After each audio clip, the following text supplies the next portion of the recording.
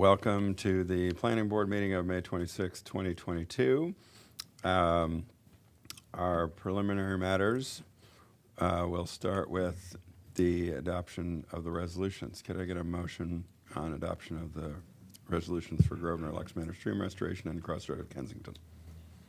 I move approval of both resolutions. Jerry Sushi, second. All in favor? Aye. Aye. Opposed? Those are approved. The minutes of May 5th and May 12th, open session, and the closed session minutes of April 21st. May 5th needs to be separated. Oh, all right. Could we do the open session for May 12th and the closed session from April 21st? Move approval. Second. All in favor? Aye. Aye. Opposed? Those are approved. The minutes of May 5th, open session. Move approval. Second. All in favor? Aye. Aye. Opposed? And I abstain. one abstention. Okay. We have one other preliminary matter, and that is a proclamation for Preservation Month. And I'm going to read it so you'll know what it says. Whereas May is designated Preservation Month by the National Trust for Historic Preservation and celebrated throughout our nation, and whereas Montgomery County is rich in historic sites and cultural landmarks that foster dialogue and reflection on our shared past, and whereas the ongoing study of Montgomery County's history and identification of historically significant places expands our understanding of the breadth and diversity of the county's past, and whereas historic preservation is an effective tool for fostering local pride and maintaining community character while enhancing livability, and whereas the Montgomery County Historic Preservation Commission, supported by the staff of the Planning Department's Historic Preservation Office, oversees preservation of more than 2,400 historic buildings and landmarks at more than 430 historic sites and 25 historic districts in Montgomery County. And whereas the county's Historic Preservation Tax Credit Program supports ongoing investment in historic properties and provides incentives that stimulate investment, create jobs, and improve the local economy. And whereas Montgomery is home to an excellent network of historians, preservationists, and advocates who dedicate time and resources to promote county landmarks for the appreciation of residents and visitors alike. And I might add, it doesn't say that here, but a lot of them work at this agency.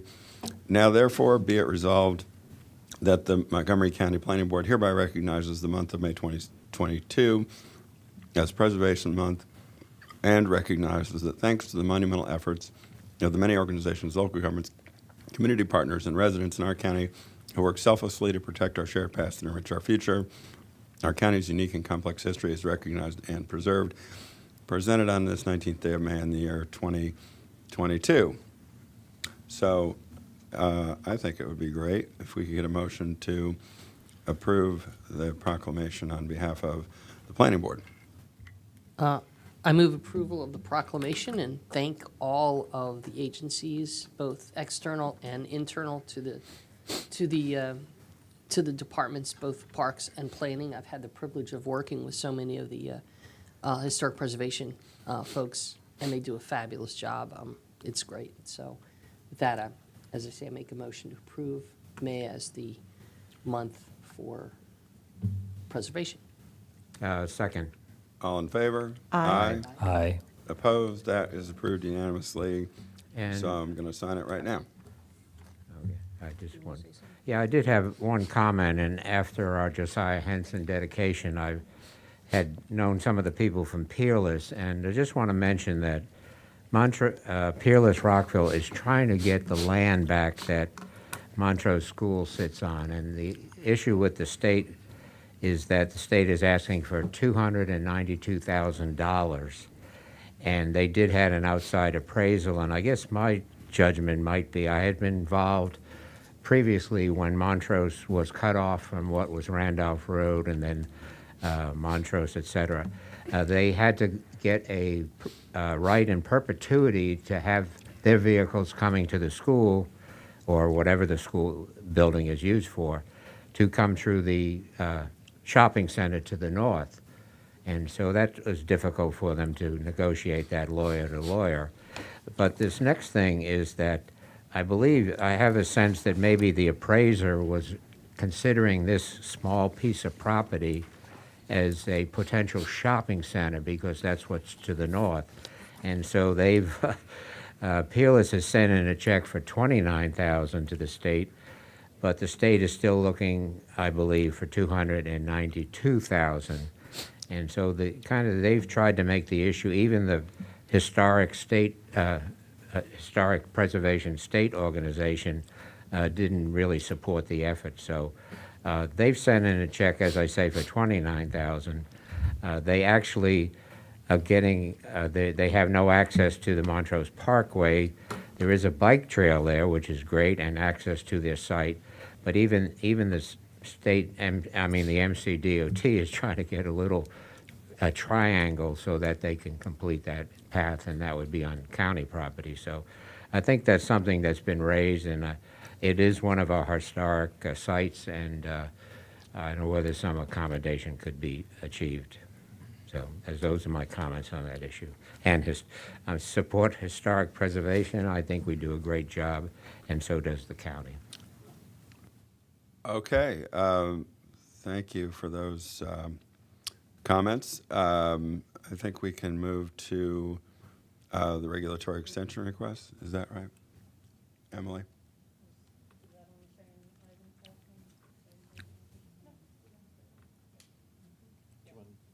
Yeah, could I get a motion on the extension request for Easley subdivision preliminary plan? So moved. Second. All in favor? Aye. Aye. Opposed? That is approved. The Churchill Senior Housing Sketch Plan extension request? Move approval. Second.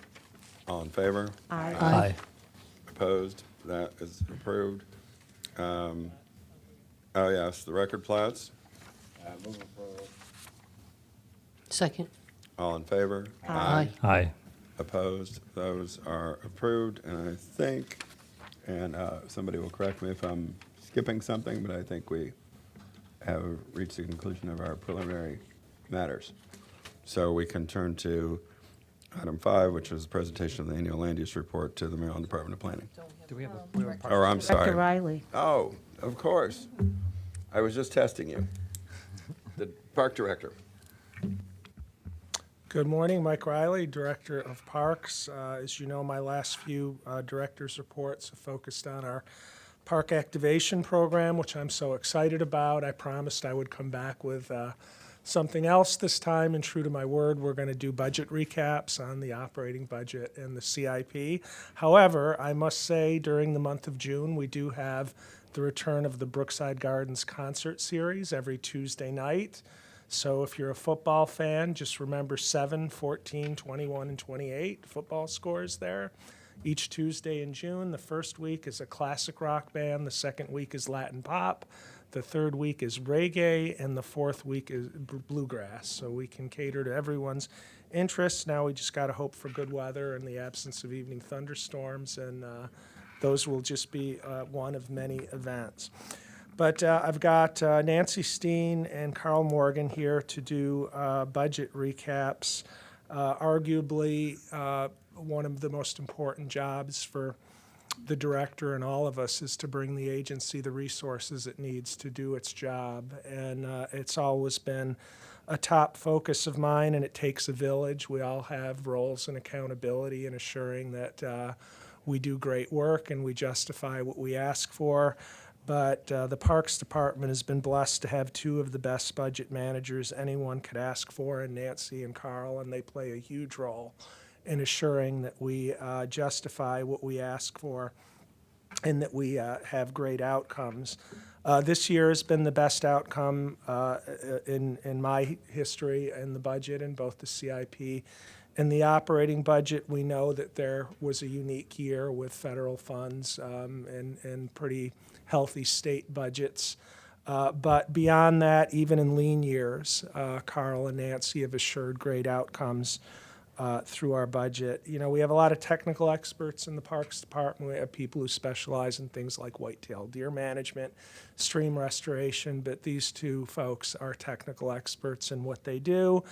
And in addition to having skills in finance and the nuances of the particular budgets, if you know the CIP, it's the most acronym-laden program that you could imagine with all these different nuances, but they have to have great soft skills and people skills, because they have to deal with every level of the organization and every division, and make sure the lines of communication are open, and that what we ultimately put forth is highly defensible. So I'm going to have Nancy Steen go first on the operating budget, and then Carl will do the encore on the CIP. Sadly for me, happily for Gwen, this is Carl's swan song for the Parks Department. The budget resolutions are going to be approved by the County Council in a matter of minutes if they haven't been already, which signals the end of the current budget cycle. And as any budget manager knows, you get like a week off maybe, and then you start all over again with the next one. So they'll be busy. But I just can't say enough about the competence of these two, the respect they have both internally within the organization and externally up in Rockville, and all the other people they have to deal with. And I just want to thank them so much for what they do. So with that, take it away, Nancy. Thank you, Mike. As Mike mentioned, we're just going to start with a quick recap on the operating budget. And once again, as Mike also mentioned, the budget is being approved this morning. Starting with the Park Fund, our proposed budget was just over $126 million.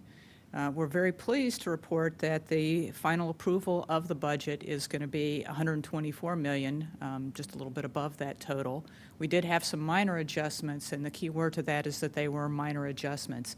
And actually, with this increase in the budget, we ended up with a $7.6 million increase over the FY22 approved budget, which equates to a 6.5% increase. And the new budget does include the approval of 11 new positions to support our programs. In addition to the Park Fund budget, we also did get approval for all the other funds, and they were approved as they were proposed. Just to kind of recap a little bit in terms of the major known commitments, this slide shows what's included in our major known commitments in the slide to the right. And the good news is that all of these requests were funded in the final budget. We did make some minor adjustments, and the adjustments that we made to be able to incorporate all the funding that we needed for the budget and to match the county executive's recommendation is that we fortunately had the capacity using FY22 funding to prepay some of our capital equipment ISF debt service. And by doing that, it enabled us to be able to incorporate and fund many other things in the budget. And then the other big item within our budget, generally when we separate our budget, we talk about the major known commitments, and then we talk about program enhancements, and these are critical needs that we need to incorporate to basically move our programs forward. And the good news is, once again, that we actually did get funding for all of our program enhancements this year. And at the last minute, the County Council even approved an additional $100,000 for the athletic fields for nutrient management. So as Mike said, this is certainly one of the best budget cycles that we've had for both our organization and other county organizations for this year. And at this point, I'm going to turn it over to Carl Morgan to talk about CIP. All right, thank you. Let's see, yeah, thank you. This has been also an interesting year for the CIP in that I think the big story for us here was the state funding that we received this year.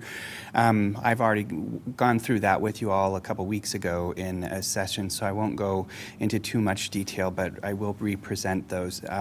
But you'll see here, this is the CIP that we sent over in November at around $265 million for the 6 years, and what we ended up with was $276 million, and that corresponds with a capital budget. The 6-year CIP creates the current upcoming fiscal year's capital budget, and so all of the appropriations for fiscal 23, it also captures a few of our standalone projects into future years so that we can put projects under contract.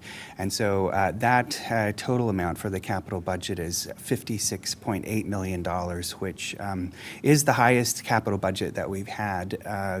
The closest to that was in FY20. We had $52 million So over the past 10 years, it's ranged everywhere between between $19 million to 56. So this was quite a banner year. And again, we have a lot to thank the state for on that, in addition to all the hard work that goes with our teams of putting together the budget. At the state legislature, we received legislative bond bill initiatives, legislative bond initiatives. We received $2.9 million, almost $3 million. These are typically what we refer to as bond bills, bond bill funding. And once again, this year, the state is just granting them to us rather than requiring matching funds that go with them. However, I would note that we plan, these are augmenting existing projects, so there is a significant amount of our own resources programmed into each of these projects. Our local parks and playgrounds grants I presented last time, we received about $9.3 million. I would want to report that there is one minor nuance that happened since the last time we were here. Some of this funding was intended for a specific project, but it will be for the Bethesda Market lots 10 and 24 that we're going to create a new CIP project for. But because we missed the public hearing window at the council before they had to squeeze everything in, we will be coming to you for a budget amendment. The council is aware of that, and we will be taking the revenue that we received here, this $2.5 million, and some other funding in the Bethesda PIP project, and putting them into a new PDF. So that's kind of a spoiler alert for you of something to come up either in June or maybe July. But we still have the revenue, and it will soon all be appropriated. The remaining projects that are showing here on the screen for are the projects that are being appropriated today. So we have both the revenue and the appropriation, which is the basically the permission to spend the funds. The program Open Space was also a banner year. We have received a lot of funding that we will be putting towards these projects here in Hillendale. We'll be augmenting that, as well as North Branch Trail. Our park acquisitions on the development side has received the largest portion, and that's so that we can keep our park renovations program moving forward and delivering new parks and refreshers to our Park Refreshers program also received the program Open Space as well. I think my numbers are a little off, but I will correct those for you. We also received Wheaton Regional Park improvements for this, the impending projects that will be coming up with the Wheaton Master Plan, and but it has been a really good year for program Open Space. Now, this $6.1 million is above and beyond what we had programmed in the CIP already at about $8 million. So it was, again, a good year. So these numbers here reflect the additions where we're putting the extra funds. Sadly, there were some things that we didn't get, but broken hearts heal. And the projects that I've listed here in green are, rather than calling them delays of funding, I'm calling them future opportunities for fiscal 29 and beyond. That includes some funding that we had to delay in Legacy Open Space, as well as the Wheaton Regional Park improvements. However, I do anticipate that the Wheaton funding will be incorporated back into the CIP, and the project actually does have some significant funding to get things rolling. And so as the Wheaton Regional Park Master Plan defines things more clearly, we will also be able to match those funds into some really good projects. So you can see the remaining projects. The facility planning we will be just shifting some priorities there to utilize some current funding, and then Northwest Branch Regional Park was already out in the far off distance, so a lot of that funding is actually also going to be coming back in. And our PLR minor renovations and PLR play equipment, while we did not get everything that we asked for, there were significant increases in those projects as well. So that kind of sums up the our presentation today. Any questions? I could just add a couple points before the board questions, comments. One is, one thing that strikes me that I think we should brag about, particularly on the CIP, is a lot of those projects, specific projects you saw, are in equity focus areas. So, we are really, driving, we're delivering. This is, not just mapping in an exercise. We used those areas to determine priorities by and large, and a lot of that investment is going into geographies within equity focus areas. And my final comment will be, we have a bad habit in the Parks Department when we replace longstanding incumbents to refer them as to the new. And I just want to say, within the Parks Department, there will not be a new Carl Morgan. There is only one Carl Morgan. So I'm not going to allow anybody to refer to your replacement as the new Carl Morgan.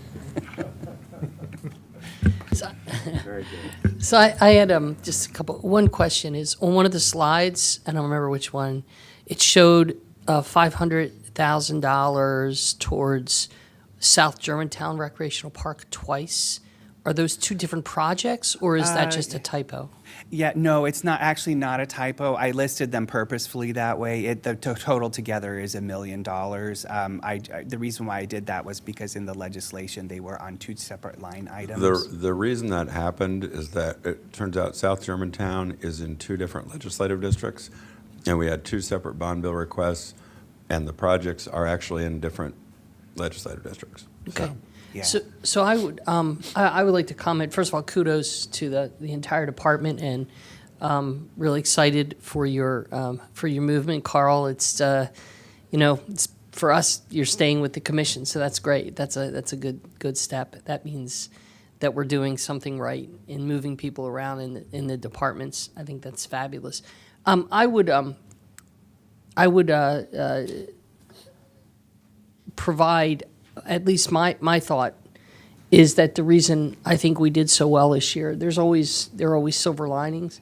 Number one, I think, Mike, you you hit the nail on the head, is that the focus that we have, that the department has put on the specific projects and the specific, not just for CIP, but also in operating, in the way that we have addressed strategically to deal with equity focus areas.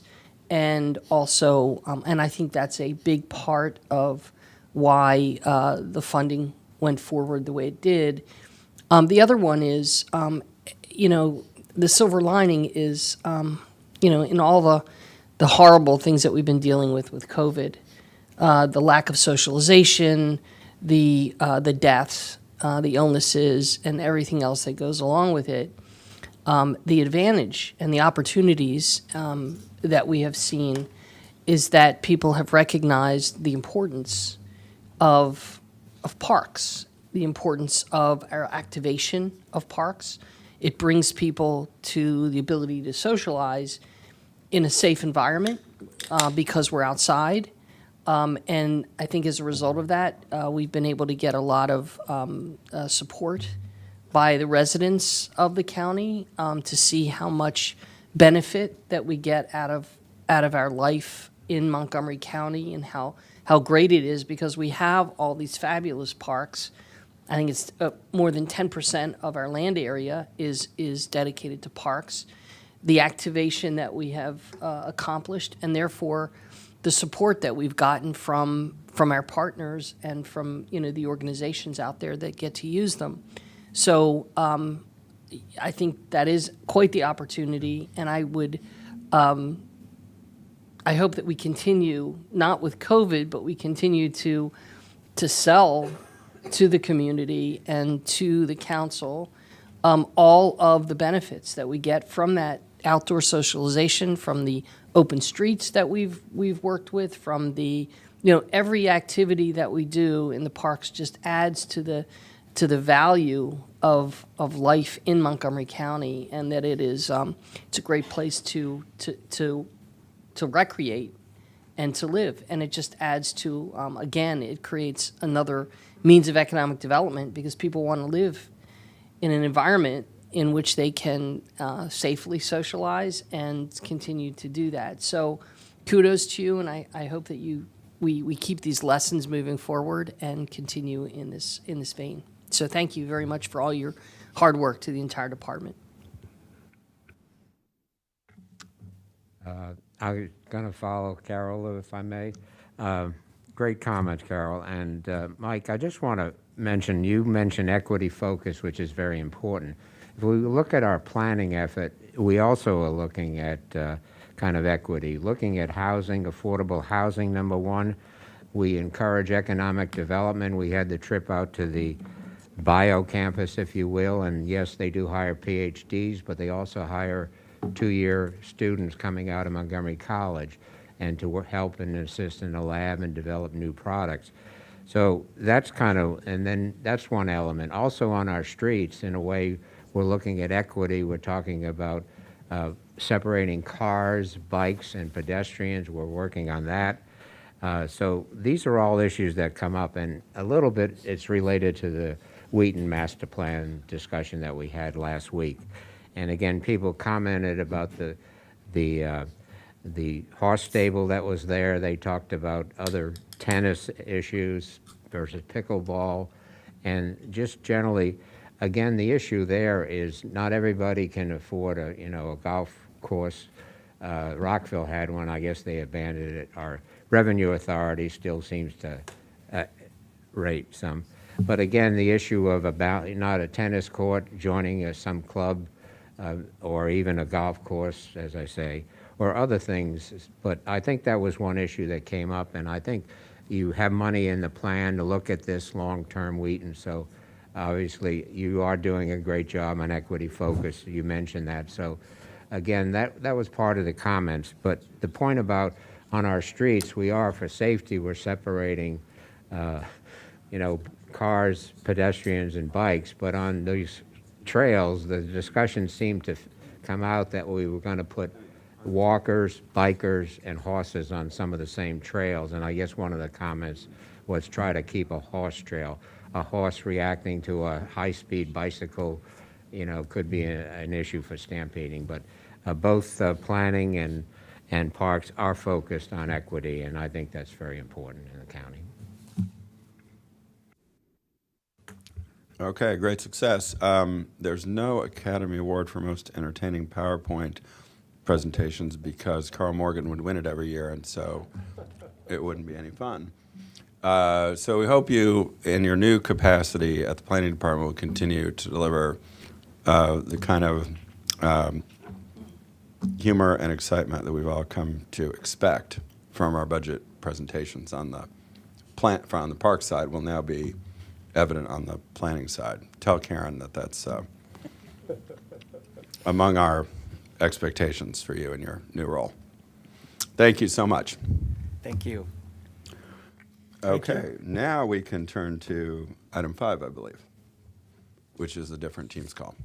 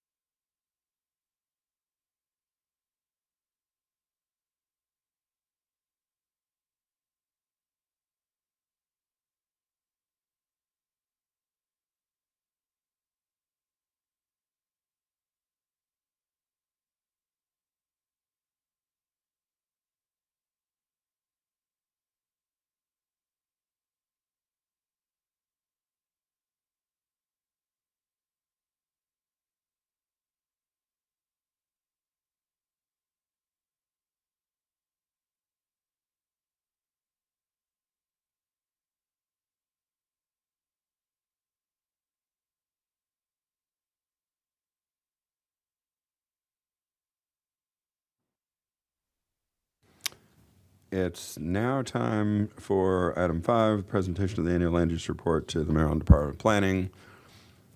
Nice to see you guys. Good morning. So, for the record, my name is Jay McCurgy, and this is Rachel Husted, and we are both GI specialists with ITI. We're here to present the local jurisdiction annual report for the Maryland Department of Planning and ask you for your approval to transmit the report to the council and to the director of MDP. Just as a quick reminder, since 2009, MDP has been mandated by state law to collect land use and development data from all jurisdictions with planning or zoning authority in the state of Maryland. For calendar year 2021, 16 counties and 43 municipalities participated in this exercise. A database has been created by MDP that collects data on a yearly basis, which provides MDP an annual snapshot and historic patterns of growth-related changes and the amount of permit activity. The data for the prior calendar year, along with the questionnaire answers, are then used to create a yearly status report, basically an inventory of sorts, which is made available to the public. We have a link for that. This report has several benefits for Montgomery County. It is used to evaluate public needs and allocated resources in conservation and targeted growth areas, the priority funding area. It has been used as a reference during General Assembly legislation sessions to make informed decisions. It has been used to ID topics for comprehensive plan updates and review grant requests. The ultimate goal is for this report to assist the state in guiding necessary programs, services, and other resources to Montgomery County in an efficient way. Our role at the planning department, and especially ITI, is to collect data from various sources, analyze, and then we map the data and fill out the questionnaire. Data sources are some of our in-house sources, such as our parcel file, Hansen Development Tracking System, and our zoning maps. But we also collect data from external agencies like DPS, MCPS, MCDOT, SHA, and more we're using Data Montgomery, which is nice. It's an open data portal. The narrative portions of the report are then answered by staff from our countywide planning division. So in addition to providing MDP with a report, we upload data from our different analyses to MDP, and as I said earlier, then they use that for their statewide analysis. The questionnaire that gets sent us to every year basically has these 5 categories, and they're all pertaining to land use and development. MDP's main emphasis is the locational relationship between these subject matters and the state's priority funding area. This helps state decide whether they need to make any adjustments to the boundary, to the PFA boundary, which they consider their investment areas. So I'm now going to hand off to Rachel to illustrate some of the results of this year's analysis.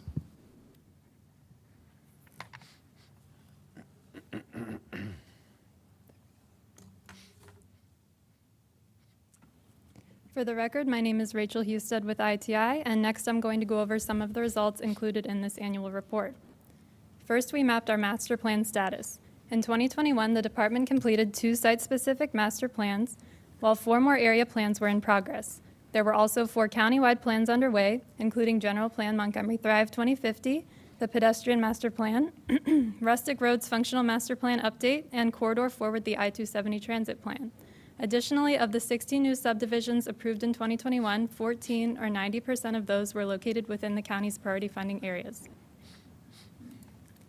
As far as transportation improvements, there were 83 site-specific major transportation projects in 2021, and 71, or about 85% of them, were located within priority funding areas. There were no new schools built in Montgomery County last year. However, 2 of the high schools underwent major revitalizations, expansions, or additions.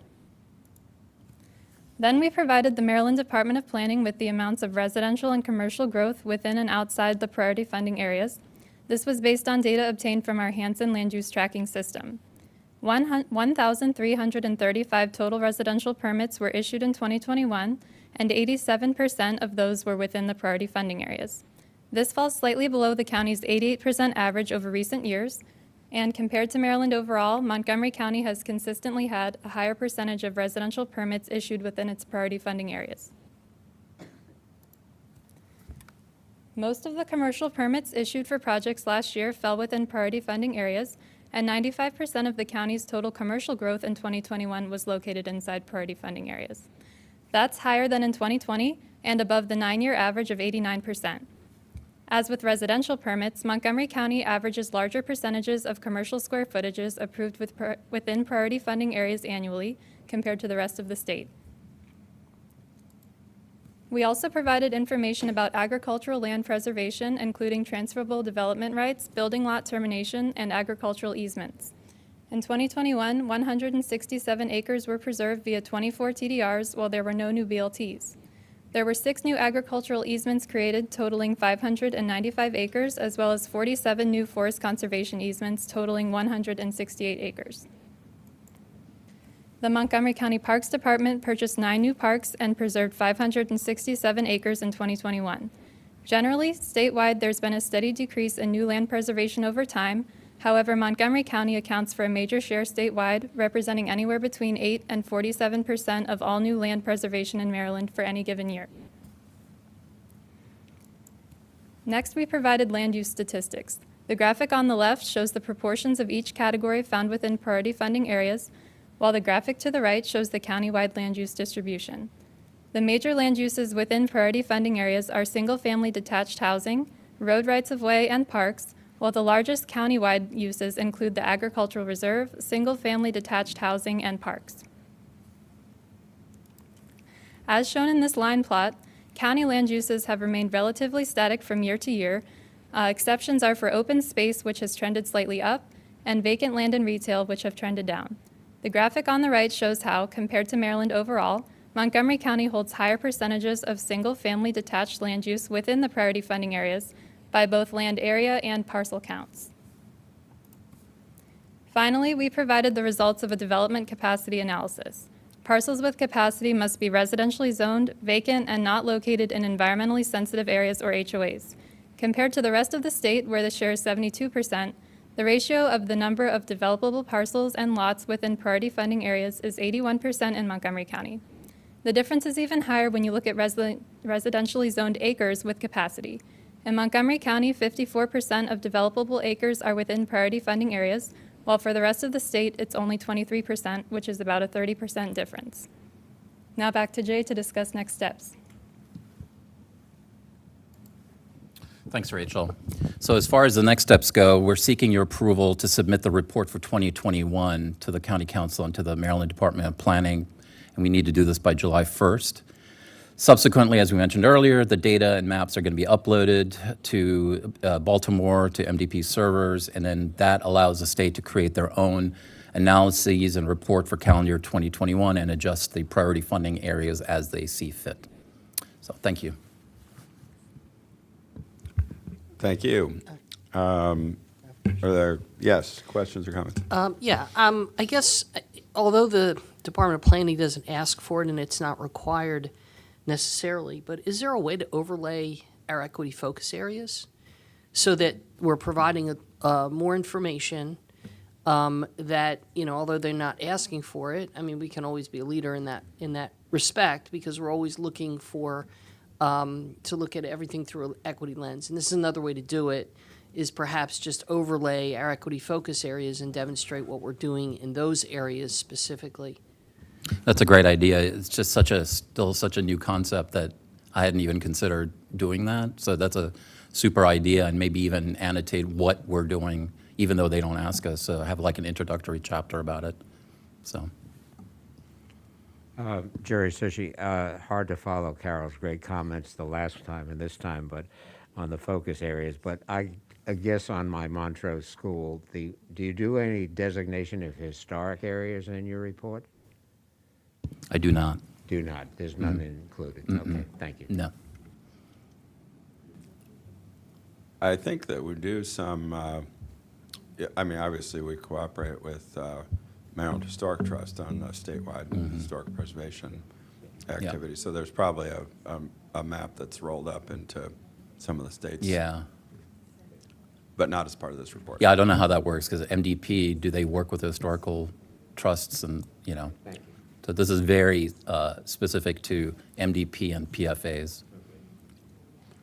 Okay. Any other questions or comments or a motion? Oh, Jerry Fishy, make a motion to approve submission. I second with the addition of the overlay on the equity focus areas. Great. All in favor? Aye. Aye. Aye. Thank you. Opposed? That is approved. Thanks very much.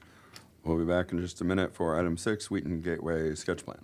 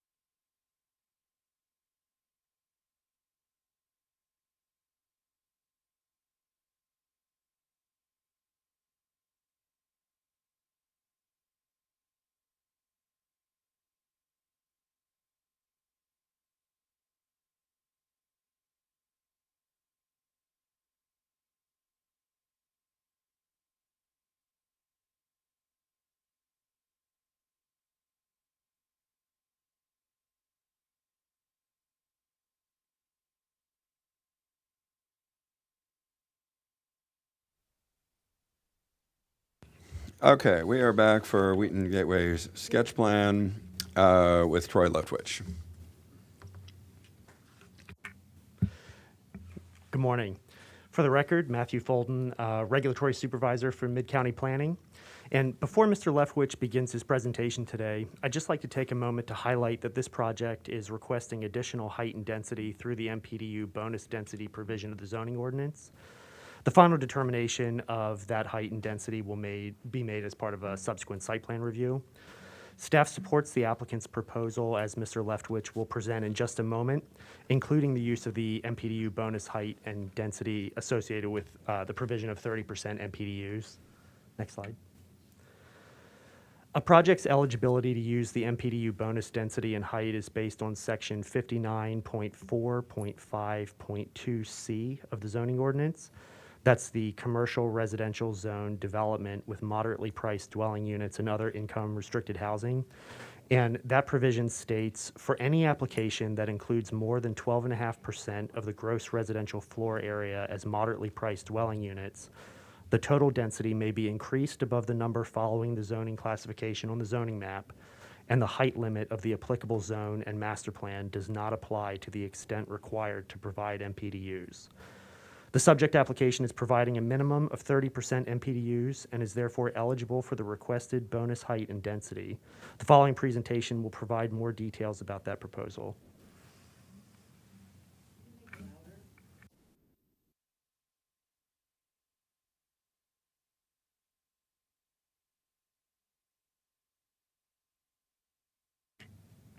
Test. Is that better?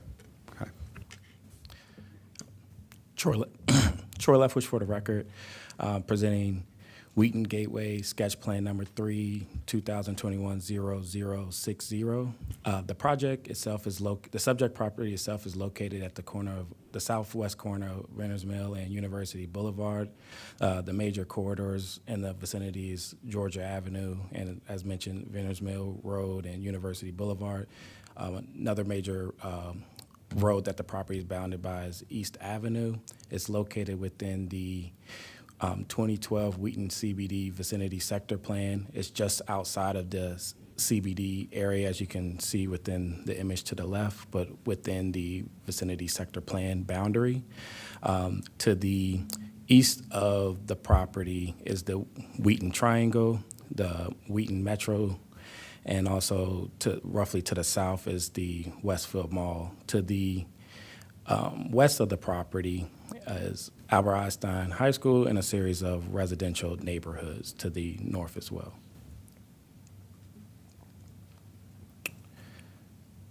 One thing to highlight is the zoning, the 3 different zones that are located with this property is a total essentially 4 zones, but, or 2 CRs, 1 CRN, and a R60 zone. The CR is 5 and with a C 4.5 and a R 4.5 and a height of 130 feet at the corner of Venters Mill and University. The CR3 2.5, R 2.5 and a height of 100 is roughly located frontage on the Venters Mill portion of the property. And the CRN fronts on Kensington Boulevard, East Avenue, with a zoning of 1.5, a C of 0.25, a R of 1.5, and a mapped height of 45 feet. This small portion here of R60 is also part of the development application, and the total application is a total of 5 acres, 5.16 acres.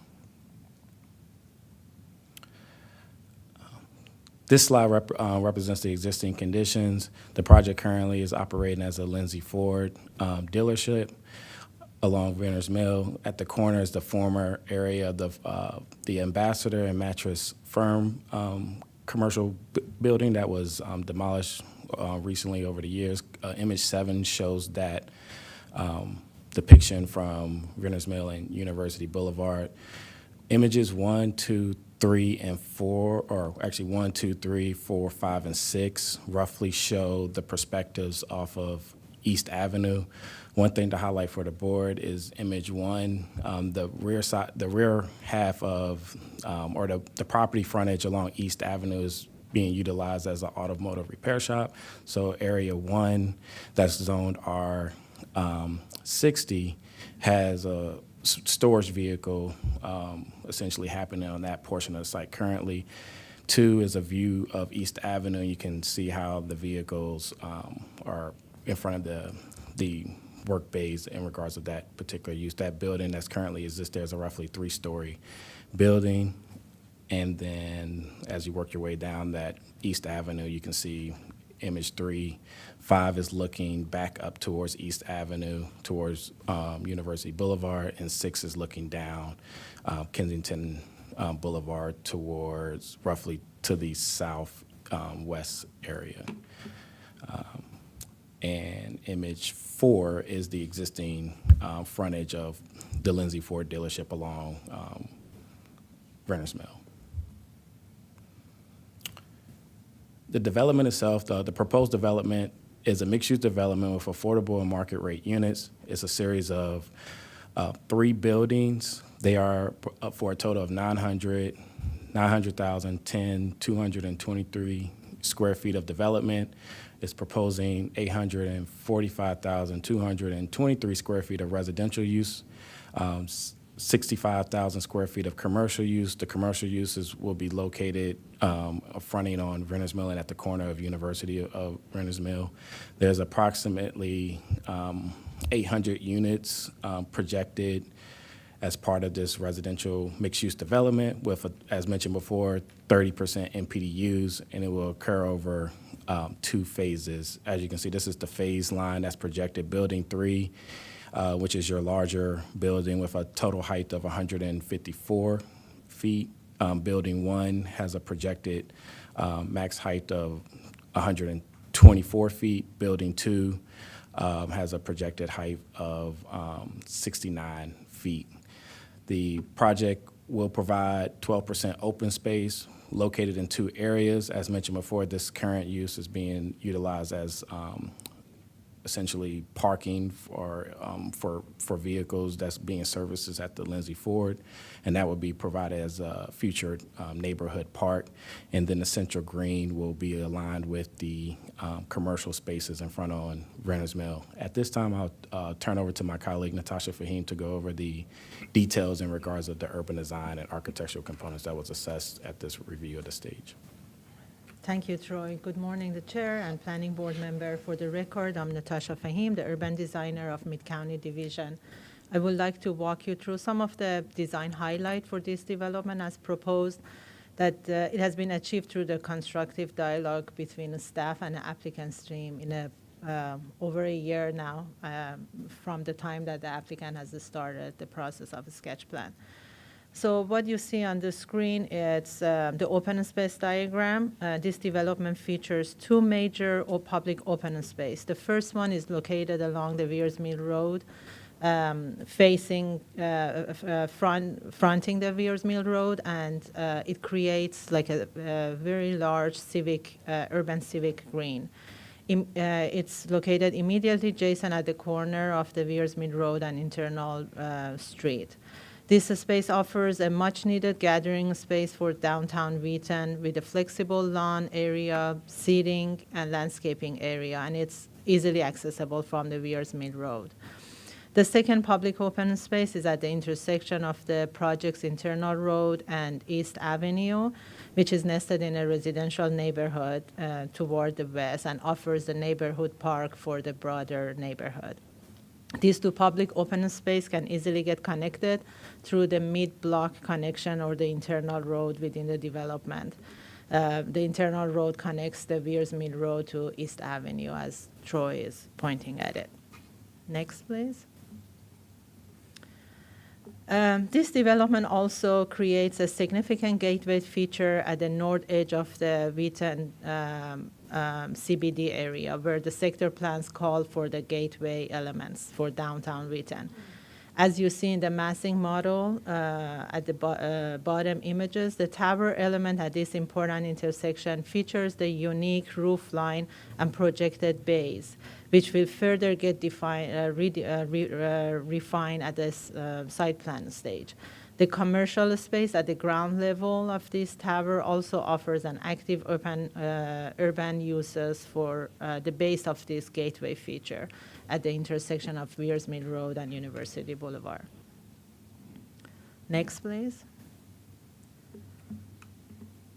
Another design highlight for this project that I can point at is creating the active urban frontage for these two major roadway, Wears Mill Road and University Boulevard. Moving from north to south on Wears Mill Road, the applicant is offering a series of residential units at the ground level to help screen the garage in the background, as well as activating the public realm. Moving south, there is a commercial space, amenity space, and additional residential unit at the ground level of the courtyard. And moving south of the internal road would be the urban civic green that we talked about, that it's a flexible gathering space framed by the entrance of the residential tower and a commercial space. And last but not least is the commercial space that is at the location of the main intersection and creates an active frontage along the both the two important corridors that we mentioned. And you can see it on the massing model as well at the bottom image. Next, please. So moving toward East Avenue, as Troy mentioned, unlike the tall residential building along the major roadway, the development will change its character when it's facing the single-family home along the East Avenue. The building in Section 2 along East Avenue is significantly lower than other portions of this development. Additionally, the design of the building in this section will be more residential in a scale, with building entrances, and human-scale architecture elements, which further articulate the East Avenue frontage and creates a more compatible environment along this low-density residential street. The applicant is proposing 35-foot additional setback, projected bays, individual entrances, and a stoop to further create this transition to the low-density neighborhood. Staff is committed to further collaborating with the applicant in the site plan stage to ensure that the compatibility of this portion of development to the adjacent neighborhood. So at this point, I will turn the presentation back to Troy to walk us through the rest of the findings. Thank you. Troy Leftwich for the record. As Natasha alluded in regards of the architectural elements and the future coordination that will happen with the neighborhood compatibility component, there is part of the sketch plan approval a height compatibility requirement. And as you can see with this image, what's reflected is the height compatibility plane that is being proposed and met through Chapter 59.4 1.8 with the 45-degree plane and the confronting requirement of 35 feet due to the proximity of being adjacent to the R60 zone. There's also a height compatibility requirement along Kensington Boulevard, as that was outlined within the staff report. There are two options proposed for that particular section of the project due to the proposed abandonment, and that may dictate the future property line. And so that's being presented as part of that within that staff report option. One thing to note in regards of not necessarily height compatibility, the CRN zone does require or does have a zero lot line component to it. And so within this piece of or actually throughout the project, when it came in for concept, the applicant had proposed a 35-foot setback, which what that does is allows for a lot of elements of landscape, streetscape that can soften the edge in regards of neighborhood compatibility for that corridor along East Avenue. And like Natasha had said before, we will continue to adhere to those elements as we go forward through the future phases of the development.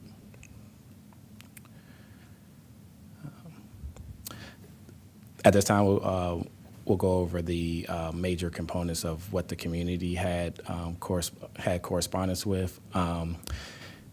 Take a note of planning staff definitely appreciates all the correspondence and elements and collaboration that we had with the applicant over the last year. I believe the application was accepted March of 21, and we've had a series of virtual meetings, at least 2 virtual meetings, and also had a series of calls and correspondence that was actually attached to the staff report. And we'll continue to have those collaborations as the project moves forward if approved today. But just wanted to take a note to kind of appreciate that time that was spent with the efforts to get the project to where it is today, and also put focus on the needs and concerns that was established through that process. With that said, we pinpointed the major topics that was pretty consistent in regards to the community concerns. Building height and density, which was Matt Foden had went over at the beginning of the presentation, and then neighborhood compatibility that was kind of established between the conversation of Natasha and me as well. One thing to highlight too, the traffic concerns and roadway connections were a huge component as part of the discussion as well.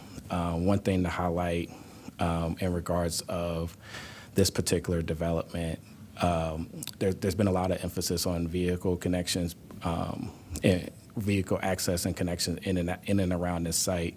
But with this particular development, the proximity to BRT, or there's a future BRT stop that's potentially or located at the corner of Vintners Mill and University, the proximity to Metro.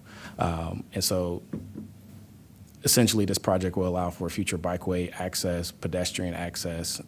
In lieu of that, the vehicle connections throughout the project, through the development program that the applicant is proposing, the four-story underground garage, no matter where you enter and exit this particular, or essentially enter the actual property, you can exit on each exit that is being proposed within this development. So I say that to say Kensington Boulevard, and at the beginning of the phase of this project, there was actually 2 entrances. So throughout the whole project, staff has always been looking to consolidate consolidate all the access points to felt that was most reasonable how it flowed within the development. But to say that you can essentially enter Kensington Boulevard and exit on Vintners Mill. You can also exit off of University, and then there's 2 entry-exit points to the garage locations within the private road access. There is a one-way loading that is proposed, service loading access that does exit onto East Avenue. And throughout the review, or not necessarily throughout the review, but at future coordination with the applicant through that loading and access point, they can work with the community and work with staff to present more of how that can be timed and coincide so that it doesn't impact the peak times of traffic that's happening in and around the site. As part of this project, they have a public benefit points requirement. Since they are providing 30% Mpdus, they only had to satisfy 1 category. And as mentioned before, they are doing 2 phases. So those points of affordable housing categories of the 210 is being broken up over 2 phases.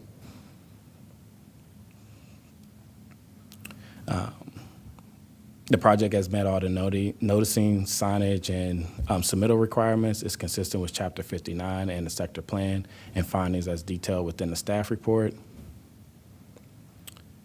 We do have a red line condition to address the streetscape elements that the project essentially will have to abide by the Complete Streets Design Guideline or applicable design standards at the time of site plan to be determined by planning staff and MCDOT. There was 3 red line changes to the staff report, a clarification in regards of 1 piece referencing the correct section of the Mpdu bonus density, and then striking the language of a proposed a proposed abandonment of the public right-of-way, because that application is in a pending hearing application for August for Kensington Boulevard. And on page 24, changing the language to the applicant is coordinating, is committed to coordinating efforts for the future BRT and not necessarily constructing or funding the implementation of the BRT stop at the Venters Mill Road frontage location. At this time, staff is recommending approval of the sketch plan with conditions contained within the staff report and red line changes as shown within the presentation. Thanks very much. We have a number of people signed up to speak. I think we'll start with the folks on Teams because I know it's sometimes challenging when you're testifying remotely to follow along. So I want to try to get them in first, and then we'll look for our in-person testifiers. But first, I just want to take a 2-minute break. So we'll come back starting with Sandra Selby, then Sheldon Fishman, then Dan Thompson testifying online.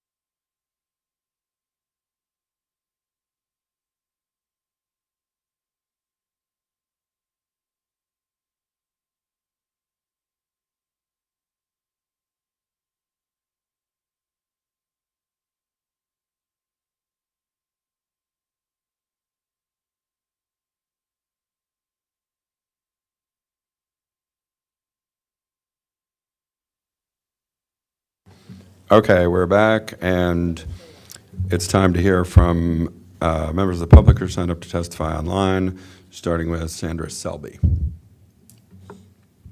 Is Sandra Selby there? Yes, I am. Good morning, all. My name is Sandra Selby. I'm a resident of Wheaton Hills, which is adjacent to this project. And there are a few concerns from the community, and excuse my toddler as he chit-chats in the back. The first thing that has not been addressed in this plan is that there are 800 units coming in and that the schools in the area are already at max capacity.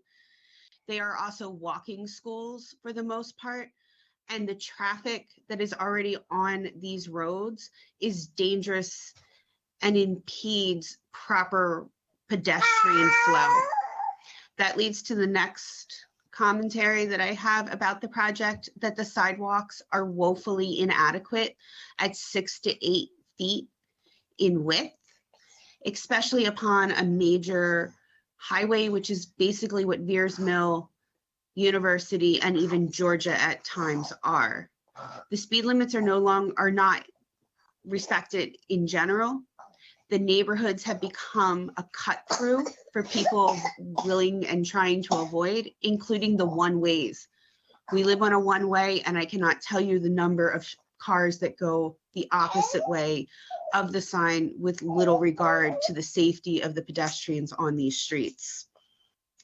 The lack of parking for the number of people needs to be addressed around the project. The streets around it, because the homes do not in many times have driveways, there's already cars parked on both sides, which leads to causing accidents and other issues. And the other thing that was woefully incomplete in this project is that they did not address the fact that Wheaton is one of the designated arts districts. There is nothing in the plan that addresses that, which it should. And while you might say that the project does have some access to green spaces, they're next to basically major highways and bus routes, which leads to pollution and other issues and is not healthy for people to be sitting out trying to enjoy the green area. Thank you. Thank you. Sheldon Fishman, are you there? There you are. We see you. Yes, sir. Thank you. Thank you, Chair Anderson and members of the Planning Board, for the opportunity to address the proposed Wheaton Gateway project. My name is Sheldon Fishman. We have lived in Montgomery County since 1974 and raised our 4 children here. Tip O'Neill said that all politics is local. My wife grew up at 2929 University Boulevard, about 100 yards from the front entrance of Wheaton Gateway, and graduated from Pleasant View Elementary School, about 100 yards from the back of Wheaton Gateway. I'm testifying as an individual because I didn't have time to get approval from the environmental groups that I'm associated with. I see Wheaton Gateway as 2 projects. Project number 1 is about 4 acres of pavement and impervious surface that are proposed to be developed into a multi-use housing that is across the street from a small and easily served across the street from a mall and easily served by metro and buses. Please look out your window and to see Westfield Wheaton. Of course, when my wife walked out her front door and crossed the street, it was Wheaton Plaza. I will sum up my enthusiastic support as an environmentalist for Project 1 with these 2 softball questions. How much new fossil fuel will the buildings in this project be burning for HVAC and appliances? And number 2, how many car trips will be avoided because residents can take public transit to work every day and walk to other amenities? Alas, Project 2 is 1 acre of living grass and trees, as you can see in these 2 pictures I took yesterday,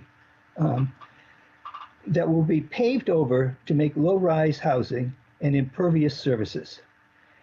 Please look out your window facing north and you may be able to see the living grass you plan to pave over and make into a brand new urban heat island. I'll bring your attention to the fact that if you look at the red pickup truck and the car next to it, here you can see how far back the grass goes and all these trucks that are parked on the grass. And if you look at it from this side, this is that same red pickup truck, and you can see how far back it goes. And just beyond the fence here is Crossways, daycare, and public housing beyond that back fence. I have two suggestions. Plan A, don't chop down the trees and pave over the grass for low-rise townhouses. Plan B, convert the green area to a state-of-the-art natural green space that is good for the residents of the new housing, good for the children in Crossways, and good for the environment. One final comment. I am not seeing the results of the racial justice test or the climate test, especially for this new urban heat island in Wheaton. Thank you very much for the opportunity. Thank you. Is Dan Thompson there? Yes, can you hear me? Yes, we hear you and see you. Okay, well, I'm double tasking. I'm at the Sligo Elementary School giving a presentation for a STEAM event, so I'm double booked. I appreciate you accommodating my testimony. I'm speaking as a citizen, not as the Wheaton Arts Parade, and that's my other role. I love it. I want to echo what was just said about. I want to echo what was just said about the Arts and Entertainment District, however, and I don't think that the county has done enough to encourage housing for artists in the Arts and Entertainment District. The Gateway is right on the edge of the district. I think the district should be expanded to include Gateway, and I think that you need to make a certain percent of those MPDUs available for artists. That's one of my comments. You know, this building is going to be quite a monstrosity for a number of years because it's going to take a long time for Wheaton to grow up to match it. So I've always been offended by the height, but I realize I can't do anything about that. But the open space, I think that the developers are cheating. When you divide open space into smaller parcels, it's really not that open. And the little triangle space is just a slice of pie. And the tip of the triangle is really not very useful as open space because it's not wide enough to even take 3 steps.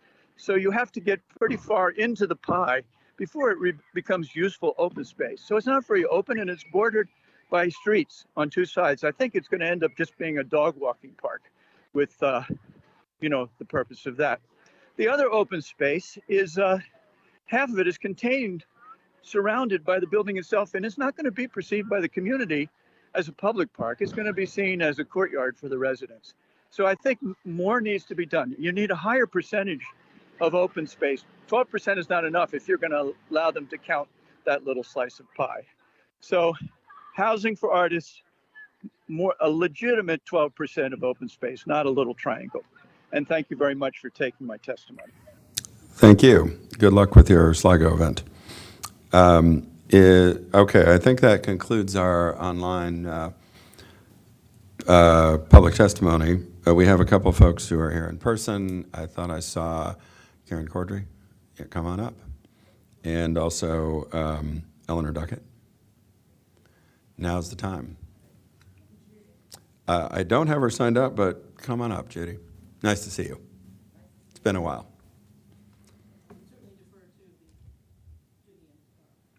You can testify in whatever order you'd like. Just whatever you've worked out amongst yourselves is fine.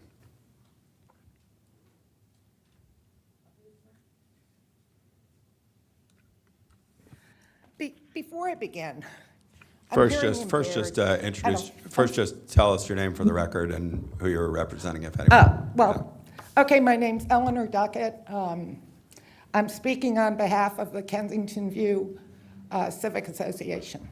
But I want you to bear with me because, as I started, I'm hearing impaired, and my hearing aid is acting up of all days.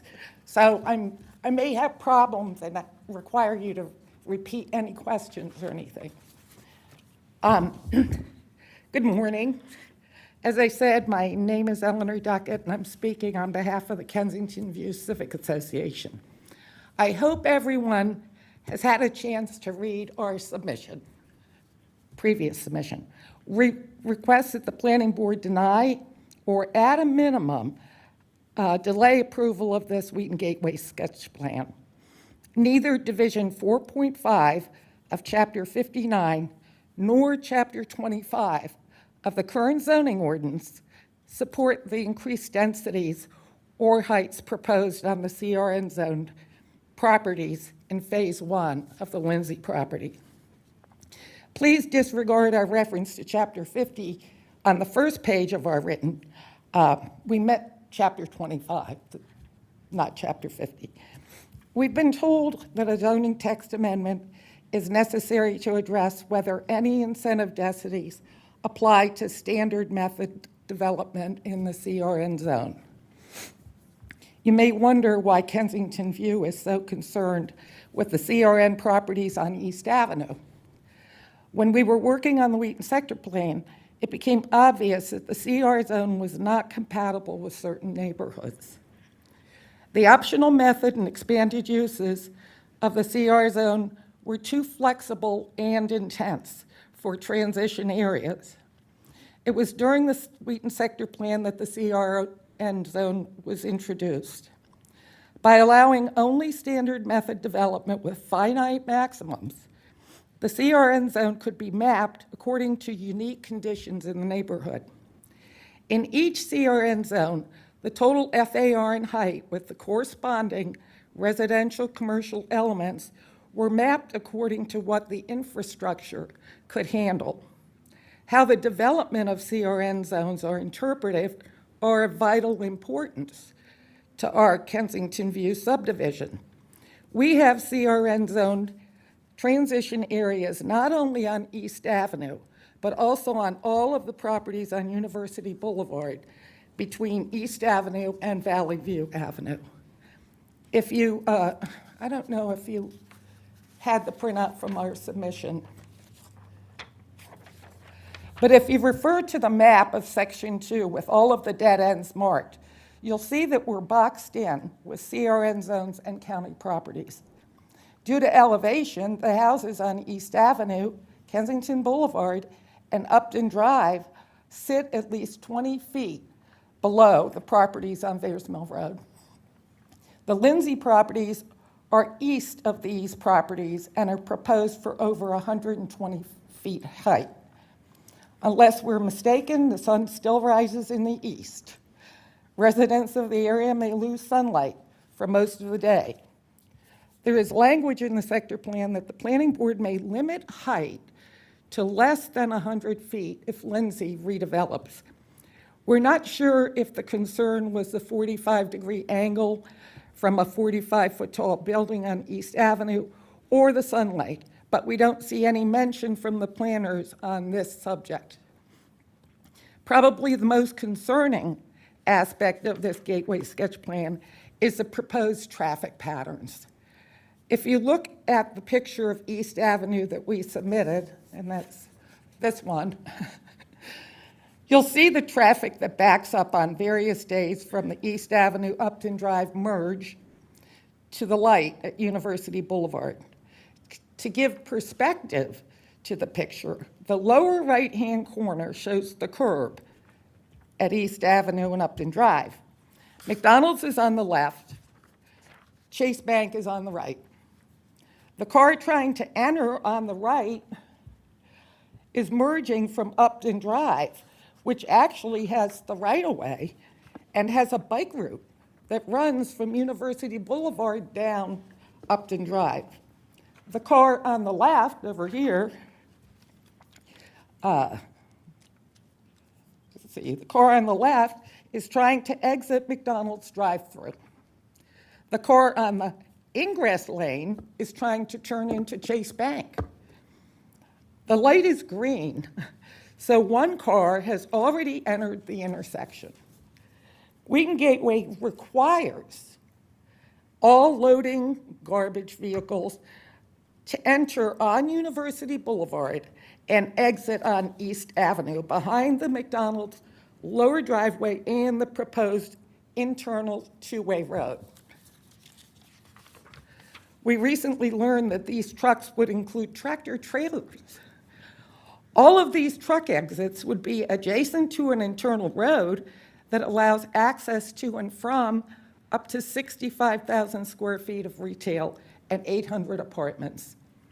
East Avenue cannot handle the proposed truck traffic, or the proposed two-way traffic internal road.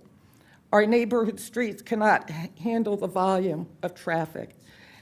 It may be able to handle an internal road that is one way from East Avenue to the garage entrances on the internal road. Finally, we'd like to discuss a statement that the planners made on page 14 of their submission regarding phasing. And I'm sorry, I couldn't hear if you scratched this out or not. I think it's still there. I don't know. Through all of the public outreach that Gateway did, the ambassador was phase one of the project. Everyone that attended these webinars, our community included, was excited about finally getting a signature building on the ambassador site. Recently, the phasing was changed. The planners state that now there will be a multifunctional open space in lieu of Building 3, which is the ambassador. They further state that this space will remain until there is a market demand for phase 2. We're confused. What market demand? The retail market, the property sits across the street from 1.5 million square feet of retail, and Wheaton currently has empty retail space. Or do they mean the residential market? If there are any questions about the residential market, why are they getting extra densities and heights on all buildings? Why are they not building the ambassador first and the Lindsay properties as the market demands? Thank you for your consideration. Thank you. Who would like to go next? I'll go next. Hi, my name is Judy Higgins. And Ms. Higgins, if you wouldn't mind, before you go, Yeah. usually we ask people to, I don't know if you tried to sign up ahead of time or whatever. But I did. It's fine, but just But make I was sure an that- hour late. It's fine. That's cool. We're good. I get But it. just, if you could just check in with the clerk and fill out usually we have a little form you have to fill out. Okay, I'll do So that. if you could I'll do do that that. for me, that'd be great. Okay. Thank you.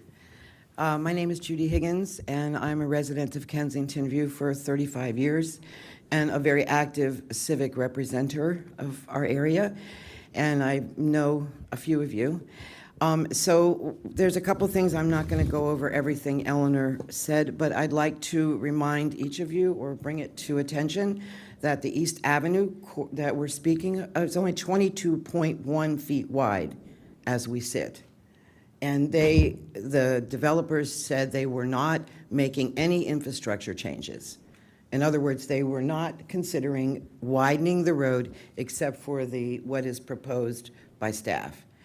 So that's kind of alarming to us when you talk about, after the picture that Eleanor showed you, it's very alarming to us because, as she also pointed out in our presentation, we are a community of dead-end streets, and a lot of them are roads, et cetera, that the county just didn't build, hence the Kensington Boulevard abandonment proposal that's up and coming. So we also have in the sector plan, the only elementary school, as one of the people who presented online stated, that all of our schools in our area are overcrowded. So Pleasant View or Crossways is slated in the sector plan to be used if needed. So you're going to put 800 units and you're not going to make the road wider. So that's a concern to anyone who hears this and that we speak to. The other piece is, as you know, and I think you received it, we have been questioning the zoning since 2020. and the density bonuses and the standard method versus optional for the CRN properties. And we sort of kind of came to a dead end, but we have we got confirmation from the county that, in the opinion of the county, after reviewing our materials and what staff has said, that there needs to be clarification on with a ZTA to actually make sure that it is addressing properly the bonus density that's being given for this project with the CRN, which only allows standard method. I'm sorry, I haven't spoken publicly in many years, and we've been in COVID, and I'm a nurse, so you know I'm not having this. It's not fun. So those are the only two things. I just want you to know that Eleanor's point that we are surrounded by CRN, we were active in the zoning code rewrite, active in the sector plan, active on all of it, thinking that we had accomplished the goal, and now we have what you see. So thank you very much for listening to me, and I hope we can work together better. Oh, I also want to mention that for some reason we keep getting ignored, even though we are the community this is located in. We finally got somehow noted, but it was after, I don't know how long, it took quite a while for them to start reaching out to us, them being the developers, just saying. So that's it. Thank you very much, and hope to have a good union here. Thank you. Okay, we have, I believe, I don't think we have anyone from the applicant in the auditorium, but I'm sorry, there. Is anybody, or if anybody from the applicant's team is here, now would be the time to come forward. Oh, I'm sorry. No problem. I didn't mean to miss you. No Ms. problem. Cordray, go ahead. Thank you. Applicant, you're on deck, but Yes. Ms. Cordray's next. Yes. Sorry. My name is Karen Cordray. I have lived at my current address, which is just south of the Wheaton Mall, for about 20 years now. I'm currently president of the Kensington Heights Civic Association and secretary for the Montgomery County Civic Federation. I am not speaking on behalf of either one of those organizations, but in those roles, I have been very interested and active and involved in following the Thrive process, the ZTAs that have been going on, the discussion about housing in the county and in general and affordable housing in particular for the last several years. In recognition of some of the roles I've played, I was part of a group of civic leaders that got a heads up on this project at the end of 2018. Was part of a discussion with the leaders in May of 2019 before the public visioning sessions.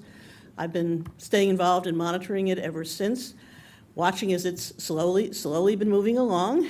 And during all that time, as I think has been mentioned here, the building that was discussed, the signature Gateway building at the corner of University and Veers Mill, was always presented as the first phase. And in fact, it's the one that, in the discussion here, the planning board has focused on and made again the point that this is an important part of the project. It's a significant building. It fulfills the sector plan. That was part of the April 2020 proposal. It was still being said that well into early 2021. And during all this time period, while we've been talking about the other aspects of housing in the county through Thrive and the ZTAs, I have several times pointed to this project and said, look, here's a project that could put out hundreds of units of density in an primarily existing space and really create some benefits very quickly and in a large way. And yet now, somewhere last year, it turned around and that phase of the building is going to be put off. We don't know how long, we don't know when, something about market forces. Well, my concern, for one thing, one of the questions I'd really like to have addressed here before the council decides, this commission decides where you go, is if there is this burning need that Thrive addresses and the ZTAs address, and everyone talks about additional housing in the county in general and affordable housing in particular, how does that cope with the fact that now we're putting off half of this project and saying maybe there isn't a need for it, at least for some time period, some completely unspecified time period. And during that whole time period, this wonderful signature building is going to be a vacant lot. Now, I know they're describing it as multifunctional space, but you really can't do much on that with developing that space if the idea is we're still going to build on it at some point in the relatively near future. And we do have a very nice open developed space right across from this building, that a multifunctional space. The mall is perfectly willing, as I've seen on numerous occasions, to have outdoor functions and so forth. So I'm not sure that that big vacant lot is really much of a benefit to the community. So one thing I would really hope is that we press them very hard to go back to the order in which they were presenting this initially. And that also goes to the concerns that I think this community has here. If, in fact, it may not be that there's enough demand to really fully build out that space, why go forward with the smaller parts, but the more intrusive parts first? Why not wait to see until you really need to decide if you need to put a 69-foot building across the street from a community neighborhood? Maybe they won't need it. Maybe they can put another floor on top of the major signature building. I think they still have room to do that, and that would probably take in all of the units that they would be able to get on the building on East Avenue. So I think I would hope, this does not directly affect my community, but I think the questions as to how much market forces are really out there and what's that driving and how does that relate to this kind of project is something that I think resonates across the county. I think it has a lot of effect for a lot of us, and I think in general, I think we all figure that the best thing you can do is try to avoid impacting communities until you have to. I think this is a great project overall. I am not opposing it, but I think there are ways that it can be tailored to be of benefit to everyone and not to have an undue impact on one small area. And the last thing I think I might say is I've heard that they're talking about perhaps putting hotel space in there or Airbnb units, and I think that'd be a great idea. I mean, the one thing after 3.5 years is we still have got very few details about what exactly, besides the big perimeters of these buildings, what's going to go inside, how soon, how is it going to be divided up, and what kind of uses there are. So I think that would be something that I know I turned in some pretty detailed questions 1.5 years ago almost to Louisa Montero at the time when we were having a WUDAC meeting, and we've never really gotten much details back. So hope we can get to that point soon, and that's pretty much all I have to say. Thank you. Thank you. I think we're going to turn to, unless there's some immediate questions from the board, I think we might turn to the applicant to see if they would like to make a presentation and perhaps clarify some of the points that have been the subject of questions and or comments from our members of the public. Looks like Shane Pollan is there and maybe Mr. Rulin. Yep.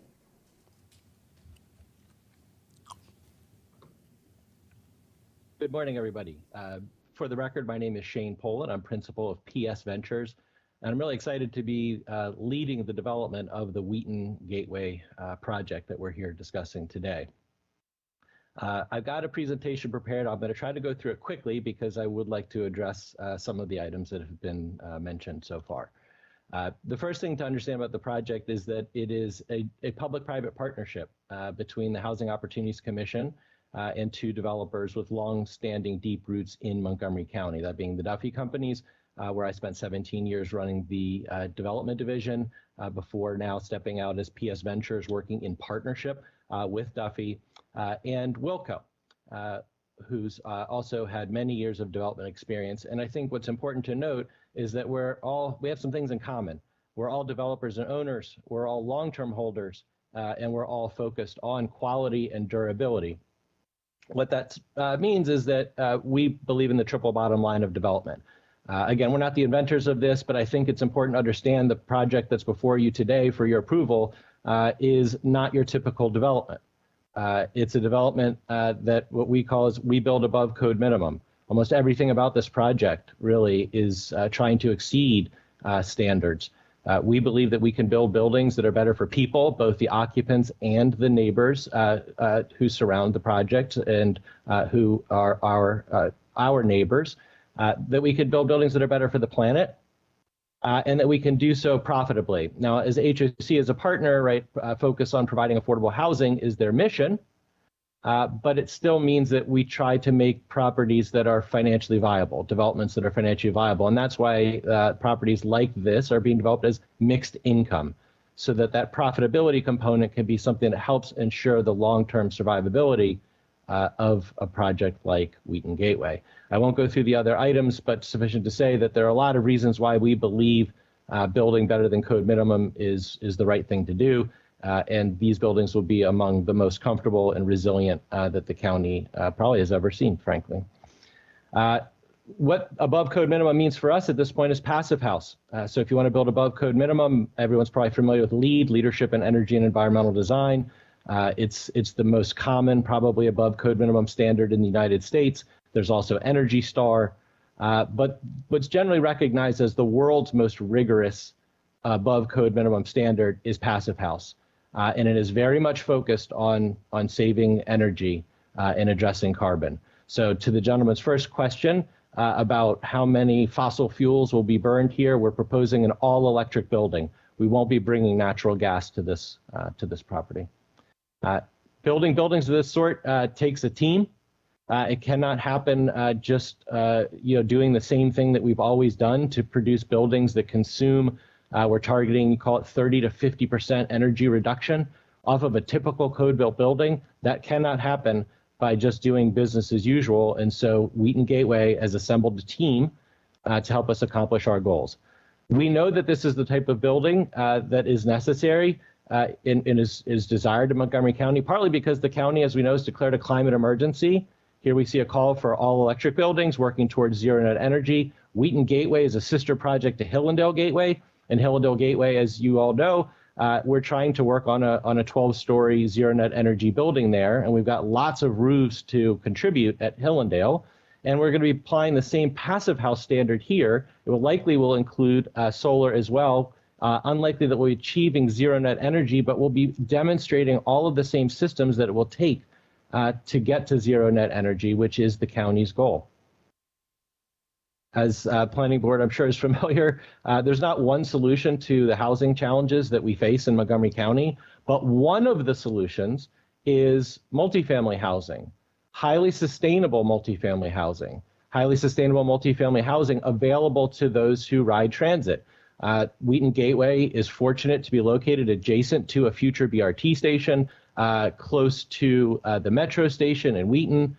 We are programming in our own design bikeways, bi-directional bikeways along both our University and Veers Mill frontages to try to help connectivity, which is consistent with the planning that Thrive is calling for in the future. I'm also very comfortable and confident that this is the type of project that the county would like to see, because I've personally served on a number of committees with the Department of Environment and different departments within the county who are trying to work on developing incentives and the future of Montgomery County and the buildings, including serving on the Building Energy Performance Standards stakeholder group, and that was recently, as we know, passed into law, working with, appointed to the Climate Technical Working Group, and worked on the new high performance tax credit legislation, the successor to the legislation that only incentivized LEED buildings and now incentivizes buildings like Passive House, which take the next step. Wheaton Gateway, right, our vision, as we've seen, it's a vibrant new mixed-use property. It will have the highest levels of sustainability. I'm going to go quickly through here because I'd like to get to some of the points. The property will be delivered in 2 phases, and there will be 2 buildings in the first phase. It is true that the first phase, as originally designed, was in Section 3, out at the corner. However, as those who are testifying might recall, what we were talking about trying to put in was a food hall, which we also felt was supportive of the arts, of culinary arts. COVID has had a pretty significant impact on uses like that. So that became a challenge for the retail in that location. Also, the atmosphere for retail has been really challenged overall. I was at our recent WUDAC update. On the agenda after our group was the team, I think it was from Jones Lang LaSalle, who is representing the retail space at the new county facilities in Wheaton. And they were expressing the extreme difficulty they're having trying to find retailers at that corner location. Section 1 has retail, which because of its size was actually more conducive to a potential cultural arts center. We have not been shy that we would love to have the Wheaton Cultural Arts Center in Wheaton Gateway. And when we spoke to the county staff preliminarily about that, just in investigations to try to earn the ability to compete for this, we wanted to make sure we didn't take any steps that would prohibit that use from coming to our property. And so section 1 was flexible enough. A lot of the changes that you see in the plan, the change in the parking structure, the change in the way the traffic flows internally, was about us trying to accommodate a space for a cultural arts center. And whether the cultural arts center chooses to locate in Wheaton Gateway or not, that we don't know. We would love to have them. The changes and the improvements that we made, we realized were improvements for the better one way or the other.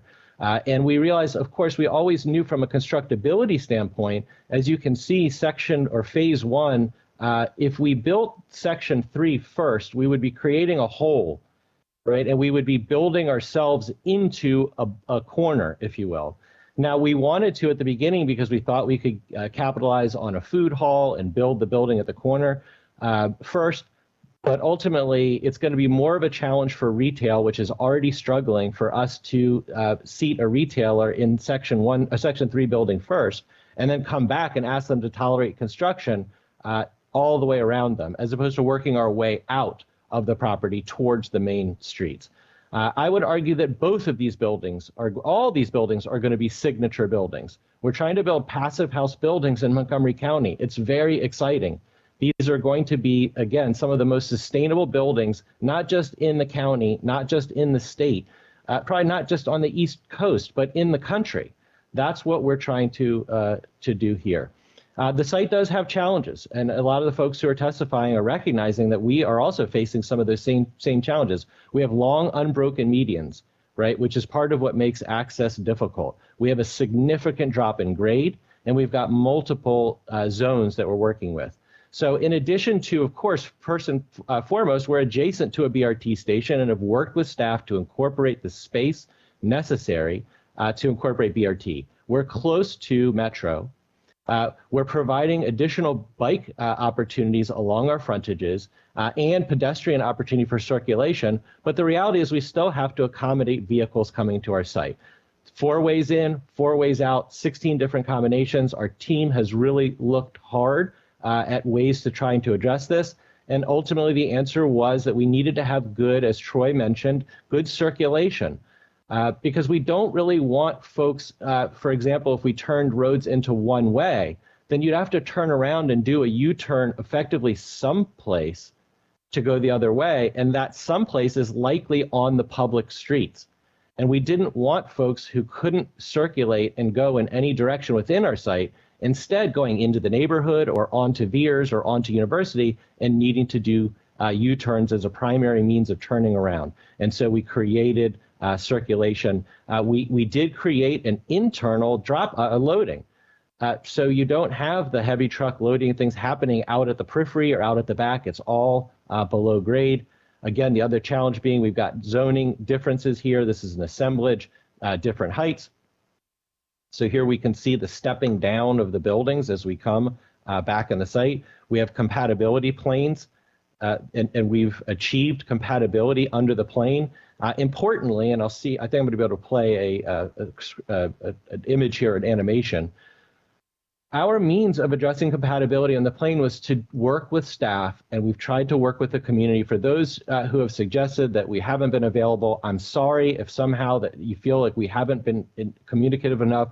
We've met, I think, with everybody who's requested that we meet. We volunteered to go to WUDAC and other community meetings more than the requisite periods of time. Some of the information that's requested we just don't have because we're just not at that stage of development. It's not that we're being evasive, it's that we're at sketch plan. But we achieved compatibility along East by pushing the building back away from the street. So, there are other options for how to do this. We could have stair-stepped the building and pulled the building all the way up to the street. But our choice was to push the building back, which, as we heard staff mention, was what staff wanted, so we could create more of a front yard residential feel. So we are achieving compatibility by pushing the height back, pushing the mass of the building back. There's a condition that we will continue to work to address the perceived mass of the site, of the bulk of the site as we move forward, and we are committed to doing that. But as to the bulk and mass, which is what this process is about, we intend to move forward with the confidence that our approach of pushing the mass back over 30 feet is providing. And so again, we'll continue to work to address the perception of the bulk, as is the condition. But but we think that our solution really helps us achieve compatibility. Here we see the image of today and the building in the future. I think that what we're going to get is an improvement on East Street from an aesthetic perspective. We recognize that, yes, there are trips, and I've been consistent. We don't lie to the community. There will be trips associated with our property. And what we heard in our most recent meeting is one of the concerns is what was expressed here. It's a bunch of one-way outs. One of the things we're providing is a through street. So for the folks who are trying to travel south on Beers, there's actually an outlet that we're creating with this as another way out. It will certainly change the traffic patterns, but we feel confident that what we've put forward here today, after a lot of work with staff and a lot of work with helpful feedback from the community, really meets the intent of the sector plan. Here we see a section where we're showing, and you can see the space in front of the building where we've pulled the building back away from the street to create that street and created a lower element up front. And we're proud of working with staff. We've come a long way over this process all the way from concept through today. And one of the most significant improvements has been to transition from a more mixed space that we can close down for events and things was the original vision, but was more car focused than people were appreciating or wanted. And so what we did is we worked at each phase, really our team just putting our heads together to say, how can we address and create more of that contiguous, pedestrian-focused open space at our core? And so what we've most recently come up with is a way, you can see the red lines where we put that important turnaround. We've located it into the parking garage and pulled it out of the central open space, thereby making it a more contiguous, really pedestrian-focused space. We've also worked with our neighbors to the north, right? As was pointed out by staff, we had an entrance and exit. Then we turned at the initial sketch that to an entrance only. And here in the most recent iteration, it's a consolidated single entrance. And again, we appreciate Natasha, Troy working with us. I don't think you'll find a developer who's probably more willing to just try new things. And we don't care where the idea comes from. If it's a good idea, we try it. We do have a challenge with one of the conditions, the request that we underground all utilities, and we'd like to request relief from what would be really an extremely onerous requirement, which we think is disproportionate to our site's impact. For guidance on undergrounding of utility, we look to the Complete Streets Manual. Importantly, all frontages were denoted as optional there, as I'll show you in a moment. And I'd like to go through our proposed versus the condition. So again, for guidance on undergrounding, we went to the Complete Streets Manual. The Complete Street Manual first has us looking at the type of street that we're talking about. And then it tells us whether it's a required to underground, recommended, or next level down optional. So we went to the sector plan, we identified our streets. Here we see University and Beers as major highways, East Avenue, right, as a residential street. So we come back, here we have neighborhood residential street at East. Here we have major highway at both University and Beers. So we see that it's optional unless otherwise specified in a master plan. The sector plan for Wheaton does not specify, either generally or for this property, as we've seen, undergrounding of utilities. We nonetheless worked with staff to propose that we would underground some utilities, namely the utilities at the most impacted area of the site along our frontage at Veers Mill Road in the vicinity of the BRT station and leading up to our open space in the core of our property. We also undergrounded a portion of the back space where it was impacted by our entrance and exits from that portion of the site. It's a total of 4 poles, about almost 800 feet of burial, including a significant crossing of the Veers Mill lines across University Boulevard. Staff has now proposed here, and I'll say historically with staff, we were always talking about, we understood staff wanted us to bury the utilities. We were always talking about burial on University and Veers, but now as a condition, we see it's a burial on all frontages. And so here in red, you see what is proposed by the condition, namely to bury the remainder of the poles on Veers to bury the poles on East, and to bury the poles on University, which you'll see in a moment is no small undertaking because of the type of power lines those are, and including now another significant crossing, which would be a second significant crossing. So again, our proposed, according to the utility designers, it was probably about $1.5 million worth of infrastructure burial. And we see that it's about, we think, over $4 million worth of burial to comply with what this condition would be. I'll also point to these spurs that you see, because the lines that are proposed to be buried actually serve properties on the other sides of the street.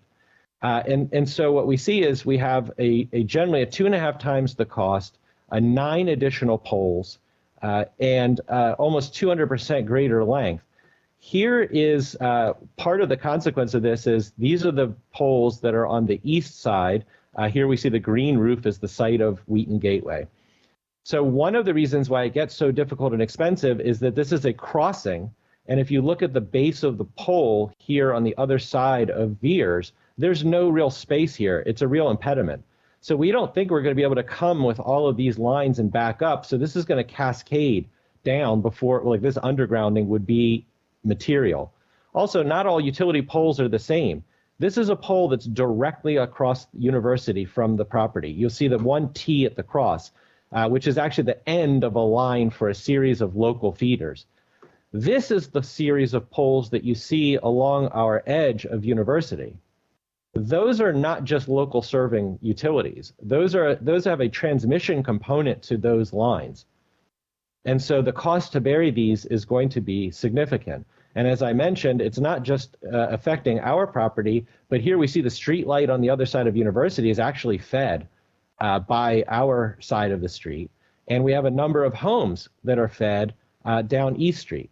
So, you know, I don't know what that impact would look like, whether given an item like this would have benefit to those 3 or 4 houses on the other side. Is there some proposal for a front foot benefit or something that we would all share? But it's going to be an impactful burial, that condition.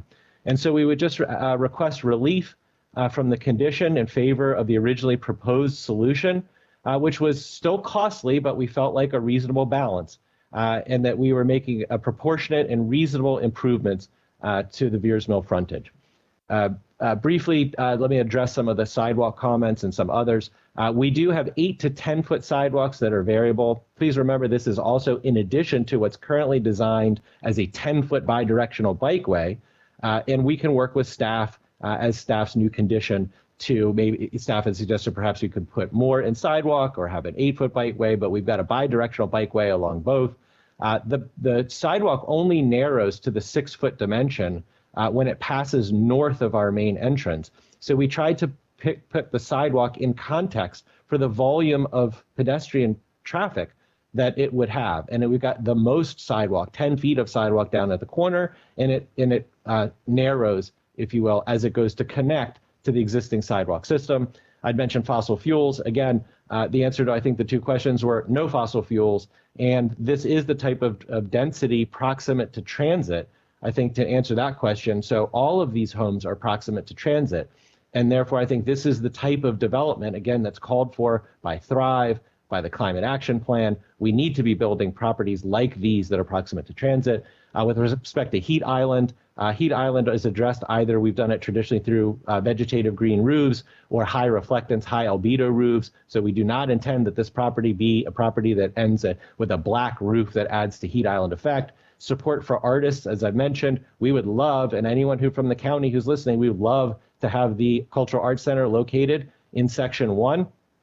So we're here, ready, willing, and able to incorporate a use like that. We've incorporated artist lofts into the property. We mentioned that the property at Section 3 or Phase 2 now, we'd still like to have some type of culinary arts or food hall in there. That is our hope overall. Again, the balancing of open space, we understand this is always a balance to fit housing and provide open space, but we think we've done a good job. It's only 2 spaces to achieve this, one down in the community so that it's more convenient for our neighbors. So it's a benefit to the entire community, not just the occupants and residents of Hillendale Gateway, and another at the request of staff up along Veers Mill Road so that it is inviting to the public thoroughfare, so that we do engage with the public. So that we think we've addressed open space. Again, the dead end streets, we're actually providing another way out. The community clearly has an issue with the fact that many of those streets are dead ends. But it's just not something we think that's within the capability of our property to open up those dead ends to let folks out. But we're certainly supportive of looking at other solutions. And again, we've really done extensive outreach, and we will continue to do outreach. This is not the end of the process. It is still early for us, and we really tried to be here. We're really excited. We hope that the planning board, the community can see the benefits of Wheaton Gateway. We're really proud to be working with HOC. Again, this is a property that's going to be built to the highest level of sustainability and incorporating more than twice the requisite inclusionary zoning for MPDUs. And so we respectfully request your approval of our sketch plan, and I'm ready to answer any questions you might have. Thank you for that presentation, Mr. Poland. I just need to take a short restroom break, and maybe others might like to take advantage of the opportunity to at least stretch their legs, so we'll be back in just a couple minutes.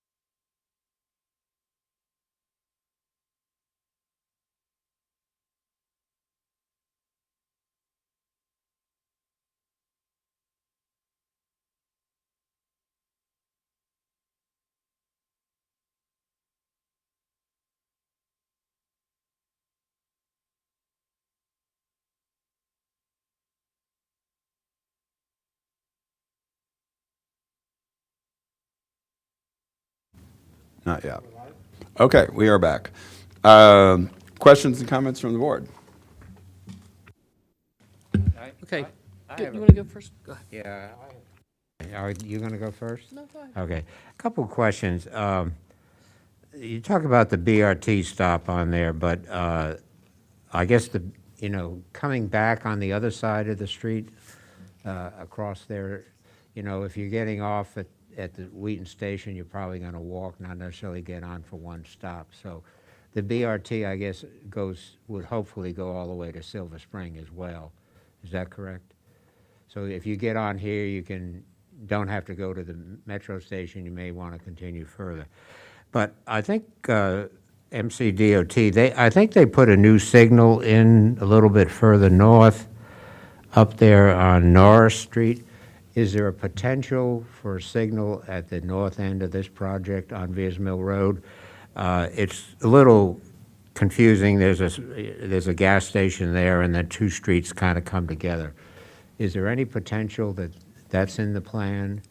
And I guess my other question would be, we have a good Silver Spring plan. Is this based on a Wheaton regional plan?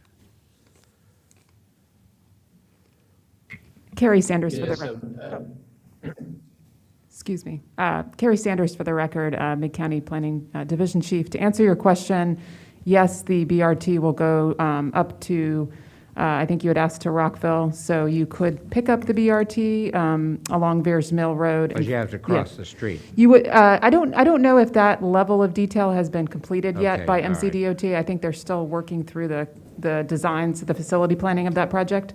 And I wanted to better understand, Commissioner Sicci, your second question, which I think dealt with the traffic signals along Veers Mill and what SHA has planned. They had put, I don't know if it's SHA or, it was to improve access to the Albertstein High School.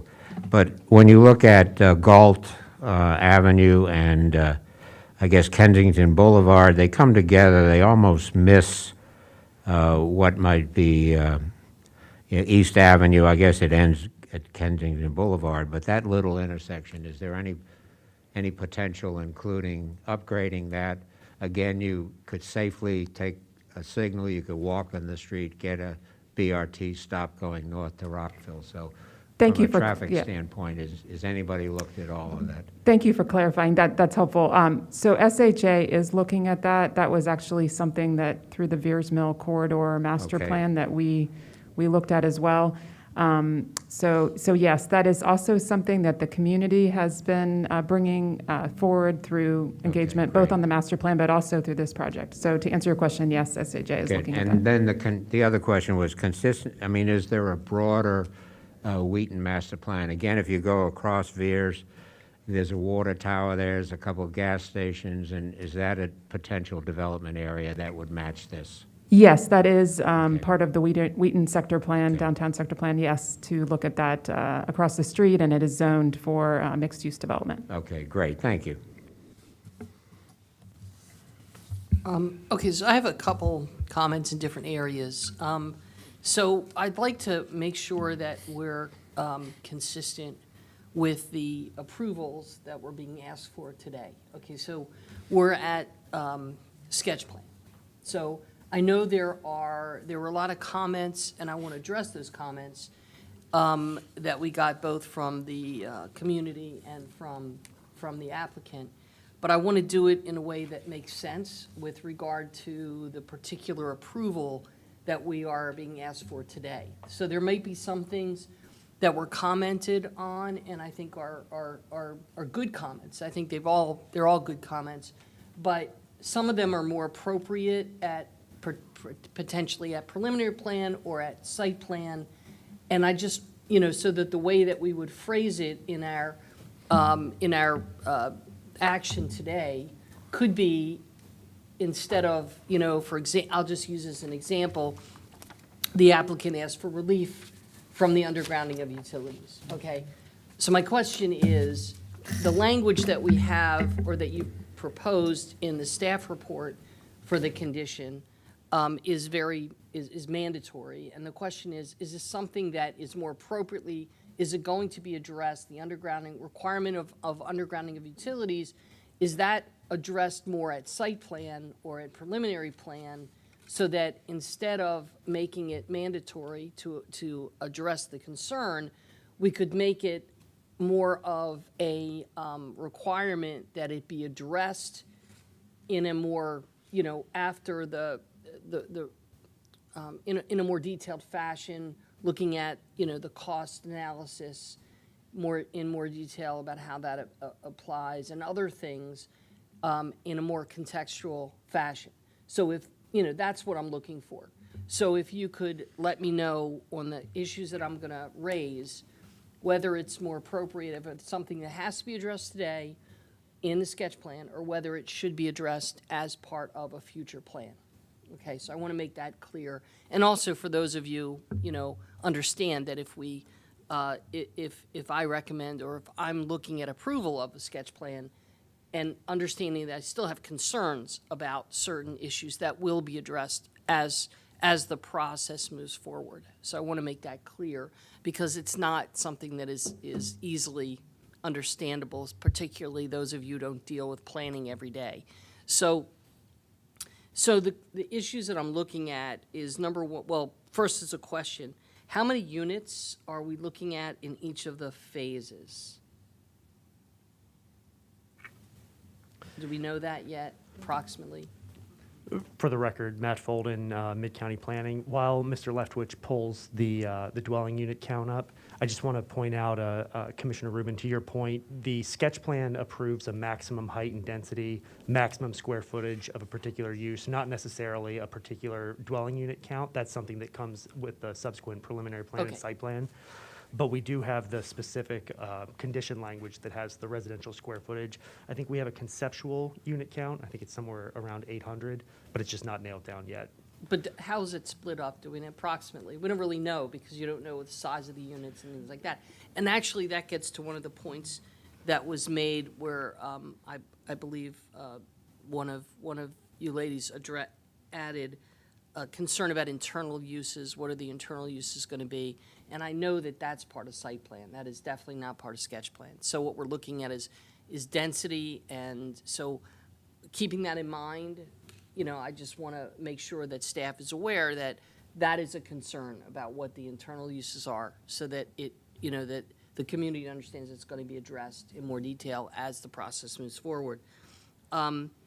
So, and the open spaces, I know that is, when is the community park that is going to be at the corner, the internal community, not the one that's internal to the building on Veers Mill, but the one that is at the kind of like the pie edge, if you would, the pie sliced. Which phase does that go with?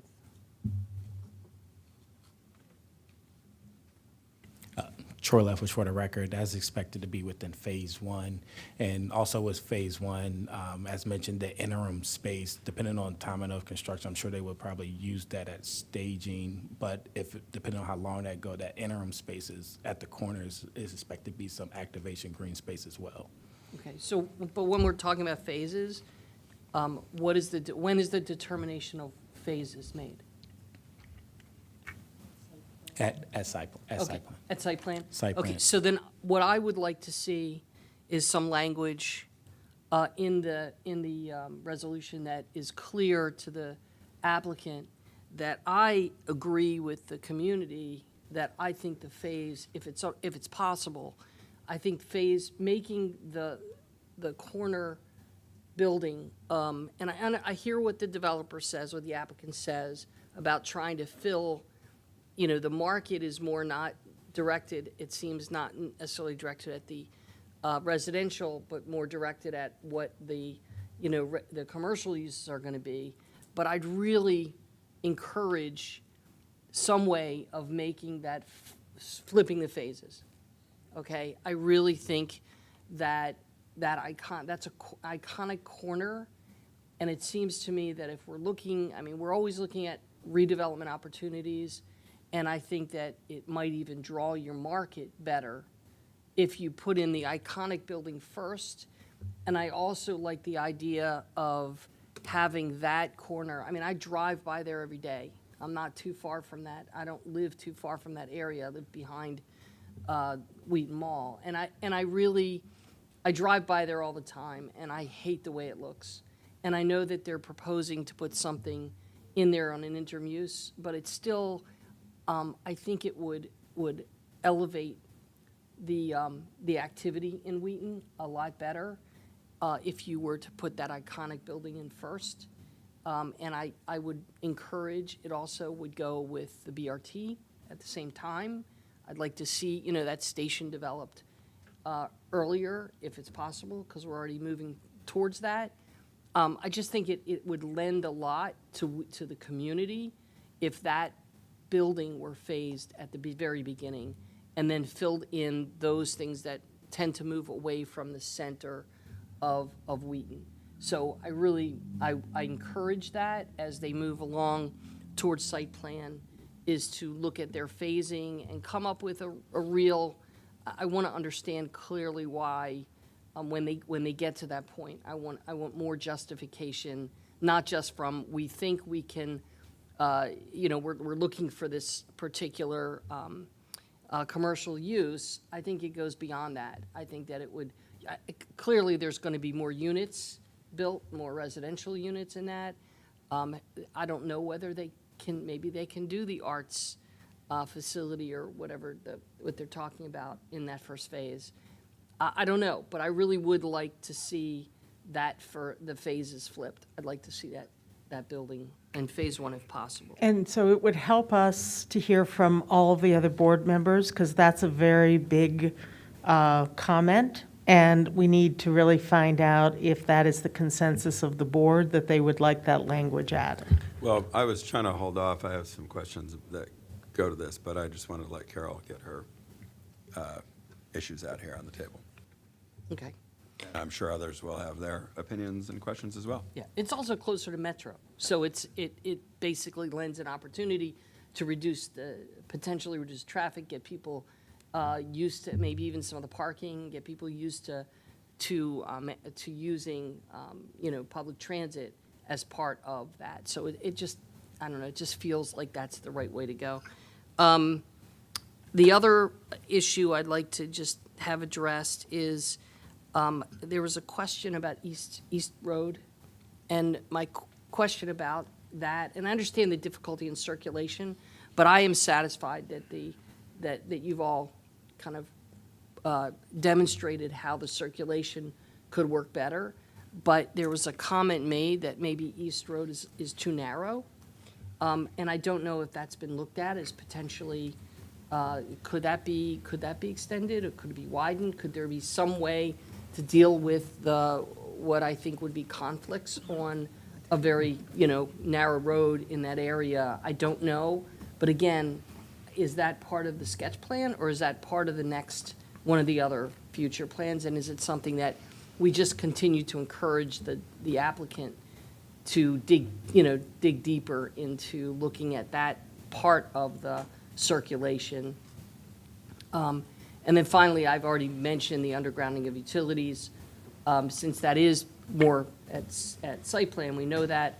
I would like to come up, if we could come up with some language that's a little bit different, that isn't mandatory, but certainly addresses the areas of priority to the county and the community. What would be the priority areas? And, you know, if we could, you know, not require as much of it, but certainly those areas that are more critical to get undergrounding. I mean, I think your major roads are really important. I agree Veers Mill, but potentially, you know, that area of Georgia Road. I mean, I'd like to see the intersection cleaned up if it's possible. So again, I would like to come up with language that encourages the applicant to really sharpen their pencil on those kinds of issues, and particularly in the undergrounding of utilities, but not have it as you have it as mandatory for all of the units. And I think we can come up with potentially a win-win in that regard as well. So those are the areas that I would look at. So thank you. Thank you for the question. Can I respond to I think the two specific points that you asked? with regard to the East Avenue design, and sorry, for the record again, Matt Folden, Mid-County Planning. At sketch plan, we're not typically getting down to the level of detail with road design. East Avenue is designated by both the 2012 Wheaton CBD plan and the current master plan of highways and transitways as a primary residential roadway. There are some varying recommendations about the specific right-of-way width in that. The sector plan recommends 50, and again, the right-of-way is the area outside the roadway with the vegetation, the sidewalks, and everything. So one of the recent plats that was done in 1990, and this was actually done for the McDonald's right at the corner, it dedicated 35 feet to the center line, which supports an ultimate 70-foot wide right-of-way, which is a standard in Chapter 49 for primary residential roadways. There is language in the sector plan about the right-of-way coming from the commercial side of the street so as to not impact the residential side. So as we move forward with preliminary plan and site plan, we'll work with our colleagues at the Department of Transportation and the State Highway Administration to make sure that the road design is right-sized for the development. But as a primary residential roadway, it could potentially be widened. We've had some early conversations with the applicant about what the streetscape might look like. We're just not quite to the level of detail on that yet. And to the second point about the undergrounding, that is something that we typically see on developments of this scale, undergrounding with the urban streetscape. It is something also in the advisory MCDOT agency letter that we have appended to the staff report. I think it's number 18. 18 in their letter also says underground the utilities along your street frontages. And so while not specifically a sketch plan issue, it is helpful to set the stage, and really it helps to provide guidance to staff and also to the applicant about what the requirements will be as we move further down the line in the development. So any clarification on that point today would be helpful. Does anybody else have comments or? I think Commissioner Rubin covered a lot of the topics that I wanted to discuss. There was also a community concern about, once again, on East Avenue, that there was only going to be a 6-foot sidewalk compared to the rest of the area. I think that's what Commissioner Rubin was directly referring to. And once again, I'm guessing at site plan that will be fleshed out in further detail. I'm just looking at, because it is a residential road, a 6-foot wide sidewalk, is that best practice for that particular section? Yeah, thank you for the question. So I think the short answer is on a residential type street, a 6-foot wide sidewalk, and I think you were referring to East Avenue. Mm-hmm. Yeah, not necessarily out of character. I think there's some refinement that needs to be done with the streetscape as to where the street tree buffer goes with regard to the sidewalk. And so the condition language that Mr. Leftwich showed at the beginning of the presentation defers to the best available guidance at the time of the site plan, which is hopefully the adopted complete streets guidance, but also the streetscape guidance for this particular area. There was, I think, a misplaced label on the sketch plan that showed 6-foot wide sidewalk. That was something that, because of the amount of space that we had to work with and the type of facilities we were looking at, it was something we actually hadn't really even keyed into that particular label, because what it was getting at was the 6-foot public sidewalk within the public right-of-way, Okay. and not necessarily even the amount of sidewalk that was back behind the property line. So we thought that the condition language that we proposed today helped to clarify that as we move forward to site plan. That's very helpful. And, with regards to the phasing, I agree with Commissioner Rubin. Definitely the delivery of at least the green space on the, looking on the west side, is something that I think would help activate the space and give the community, just an excitement. I feel like that's always an important thing, because construction does take a long time. With the phasing, I definitely want to hear from the applicant to see how that affects their business process, because the idea is, based on all the different things that are happening with this particular development, we want to make sure that it gets done, and it gets done to support the incredible amount of affordability that's being applied in this application. I mean, 3-bedroom units, it's an all-electric building. There's a lot of incredible things that are happening that should be celebrated. And so I just want to make sure that the phasing works with what they have. Same thing with the undergrounding. I want to underground. I would love to underground everything. And so, I think that, with our guidelines, there's a compromise on what we can and what we can't mandate. And I think we have to work with the applicant. And like you said, many of those questions will be answered at site plan, I feel. But that's just a general direction that I think we need to continue that conversation. Because, things like undergrounding, it helps. It helps quite a bit. It gives you a different sense of place. And we're lucky in sections of Wheaton, you can see the areas that are viewed as more attractive don't have any, power lines that are visible. So those are my comments at this time. Thanks for the presentation. I wanted to get clarification regarding the, as Vice Chair mentioned, the sidewalks. I know there was mention of 6 foot, 8 foot, and 10 foot. So we've talked about the 6 foot. Would you clarify where the 8 and 10 foot proposed sidewalks are? Or if the applicant needs to do that, that's fine. I just want to get some clarification about this. Troy Leftwich for the record. I had the map up here, but I would defer to the applicant in regards of the location of those pinch points. I do know, at least from the Build 2 lines, we're dealing with roughly 24 feet of improvement area that will be assessed at the streetscape level, DTAP, the preliminary plan, and site plan levels along Veers Mill and University at minimum. And then on East Avenue along their property frontage, as mentioned before, you have somewhere of upwards of 35 feet, and the projected bays are sitting somewhere around 20 feet based on where the current property line is today, with some projected dedications that's going to occur. So, but I'll defer to the applicant in regards to the pinch points of that 6 foot and 8 foot that they've shown along. I think Renner's Mill is the area in question. So this is Nicholson. I'll answer on behalf of the applicant. We were always planning wider sidewalks in section 3, the corner, as was alluded to. There's 8 foot public sidewalk, and then an additional between about 6 inches to 2 feet, depending where we are along the property line. In addition to that, there was a 10-foot bikeway planned and a 6-foot planting strip. That continues as we wrap onto Veers. Granted, in a lot of cases, it's even wider than that just due to the nature of the geometry. And we were providing additional relief at the corner. As we headed north, we were going to continue with 8-foot sidewalk past the public realm that is currently labeled as 6. And then heading even further north along Veers, we were eventually going to bring that down to a 6-foot sidewalk, 10-foot bike lane, and 8-foot buffer. The idea being that most of the pedestrians were going to be concentrated on section 3. On the cross street, we were proposing an 8-foot sidewalk on the north side.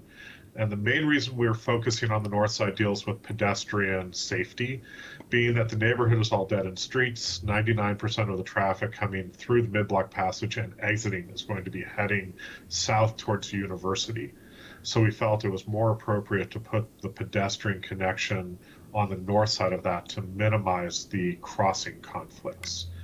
And finally, on section 2, the east side, we were looking at, we've got several that we've been looking at, but we are doing right now a cross of planting strips and parking, a 6-foot sidewalk, a 10-foot landscape buffer, and then about another 15 feet to get back to the building face. Finally, Kensington on the north, that's where we are, I'll call it grade challenge, trying to get 30 feet from Kensington Boulevard up to Veers.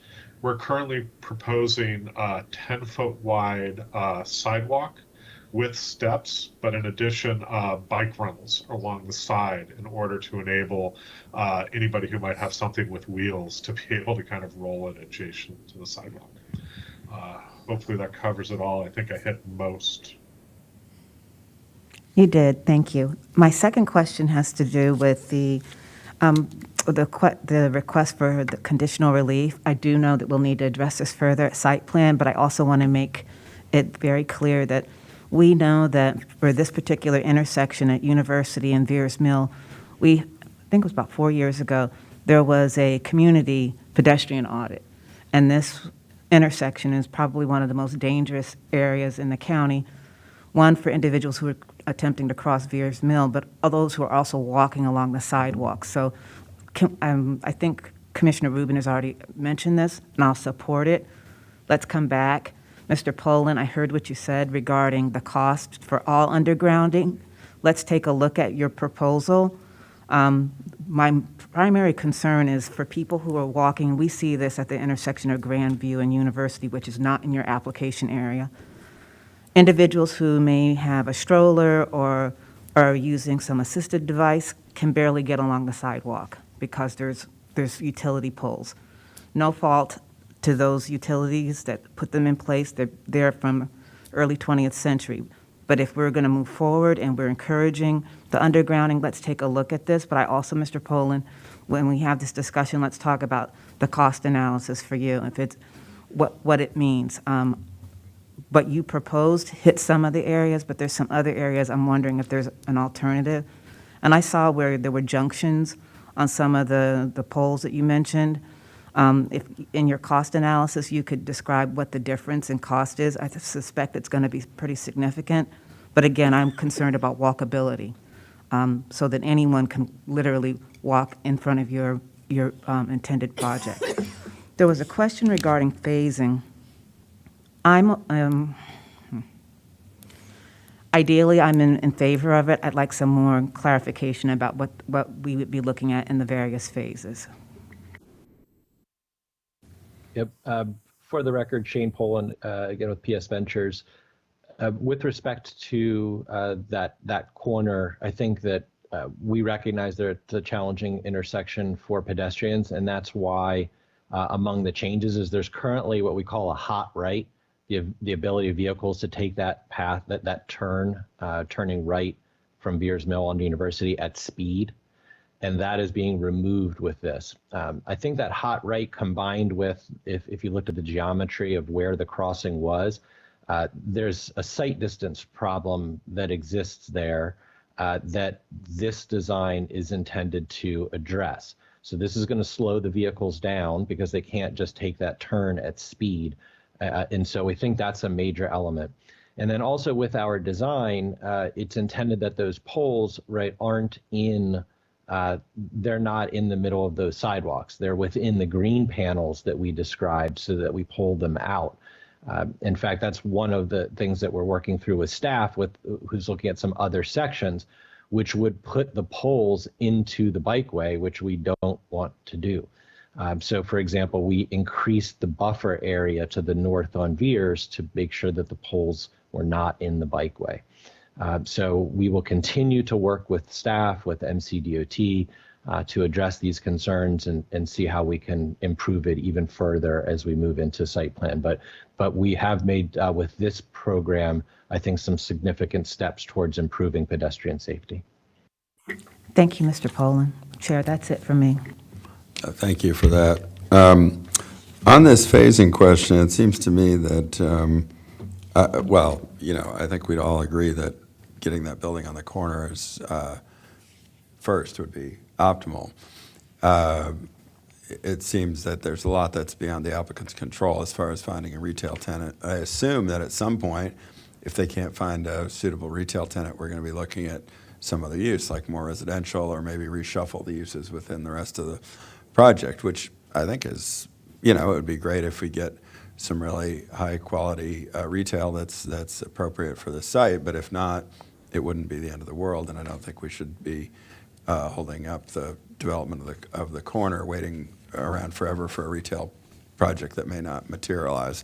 So I guess to me it seems like and I don't want to speak for Carol or anyone else, but just to try to encapsulate the idea that we would like to encourage the applicant to build on the corner first, understanding that may not be practicable in light of market conditions and the proposed uses. And, you know, I think I would even be open, I'm not sure if they want to go this direction, but we've in the past approved A and B options for sites where if, for example, over in White Flint, we had a project where we had approved a mid-rise building as well as a high-rise alternative, depending on what would happen to the market. And I think we'd be open at a future phase of this development application to say, hey, we'd like you to move forward with this retail with the, the mixed-use building on the corner, but if it turns out that doesn't appear to be happening, that you could go ahead with a different mix of uses in order to facilitate early development of the corner and not be tied up in further regulatory back and forth. Just a suggestion to the applicant, assuming everybody else on the board is okay with that. And in the meantime, I would just say, in terms of what the conditions say, just to make it clear that we would like to see the corner developed first, but I wouldn't be too rigid about that. And I think that's consistent with what everybody's said. But anybody who disagrees can correct me if I'm wrong. On the utilities, it seems the condition is a little, unequivocal as the way it's written. It says all frontages, you're going to underground the utilities. I think the applicant is, on the one hand, I certainly agree with Carol that we should try as hard as we can up to the point of making the project not workable, but not beyond that, to try to underground utilities, especially in a central business district or on the edge of a central business district, because you're not going to get the opportunity again. But I think it's got to be proportionate, to be equitable to the applicant. It also should not impose an insurmountable economic barrier to construction of the project. And I would just observe that as far as priorities are concerned, the frontages, I think on the major roads, Veers Mill University, I think have to come first. Recognizing also that, as the applicant has pointed out, some of these poles are going to extend beyond the limits of the project frontage because the wires tie into poles on the other side of the street, for example.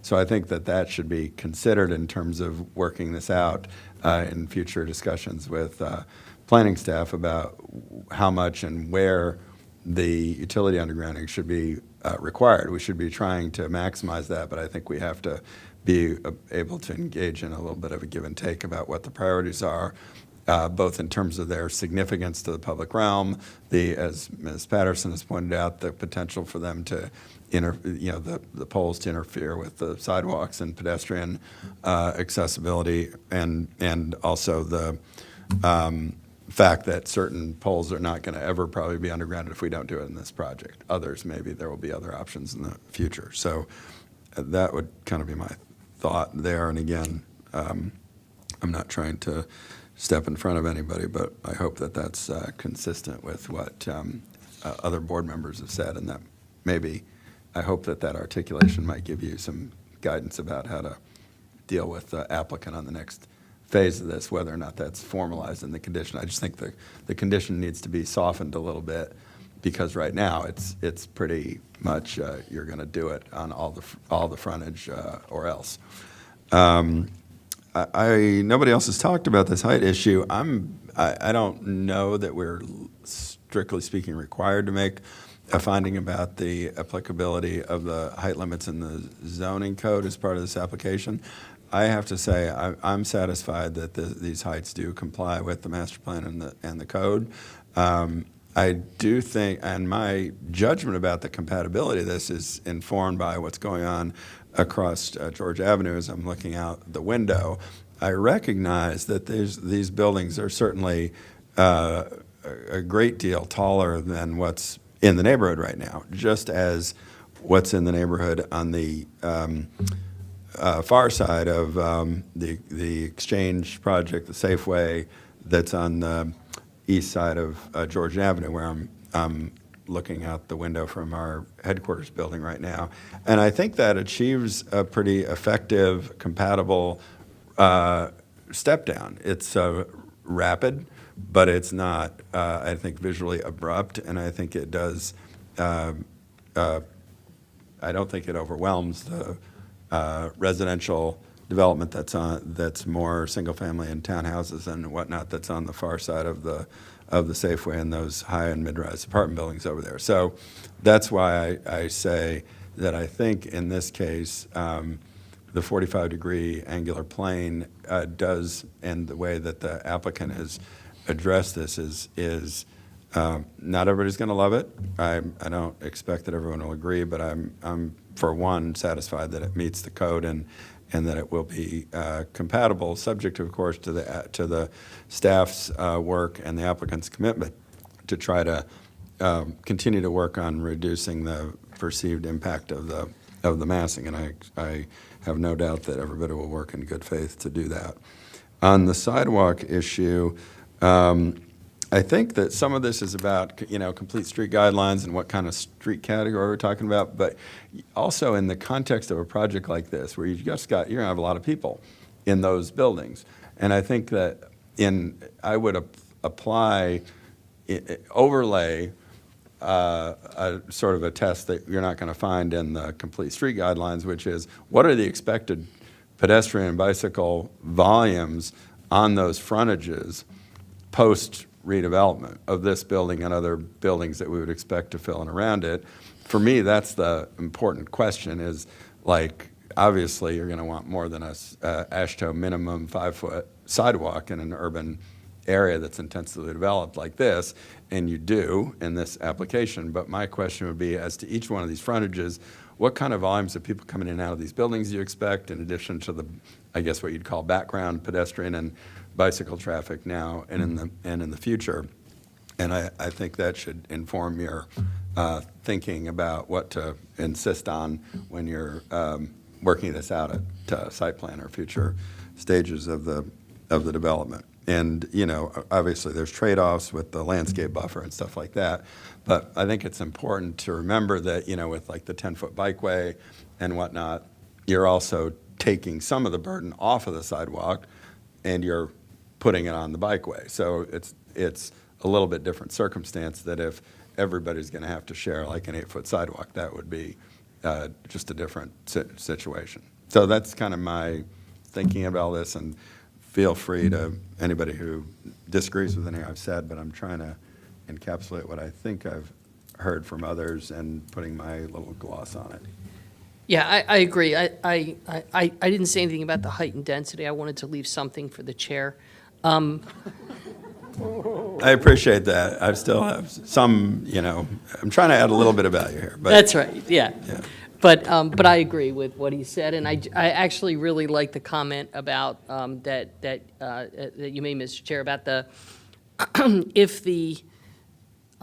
if finding a tenant for retail for the ground floors of that iconic building is what would hold up its development. I could see other uses because, as pointed out, there is a lot of retail in that area, particularly with the mall right across the street. So we've talked about this in other ways, about other ways that you can activate the streets, and you don't necessarily have to have the retail. So I would, encourage that. I think it's more important to have the building than it is to have a particular use, as long as it's consistent with the master plan, is compatible with the area. Jerry Sishy, sorry.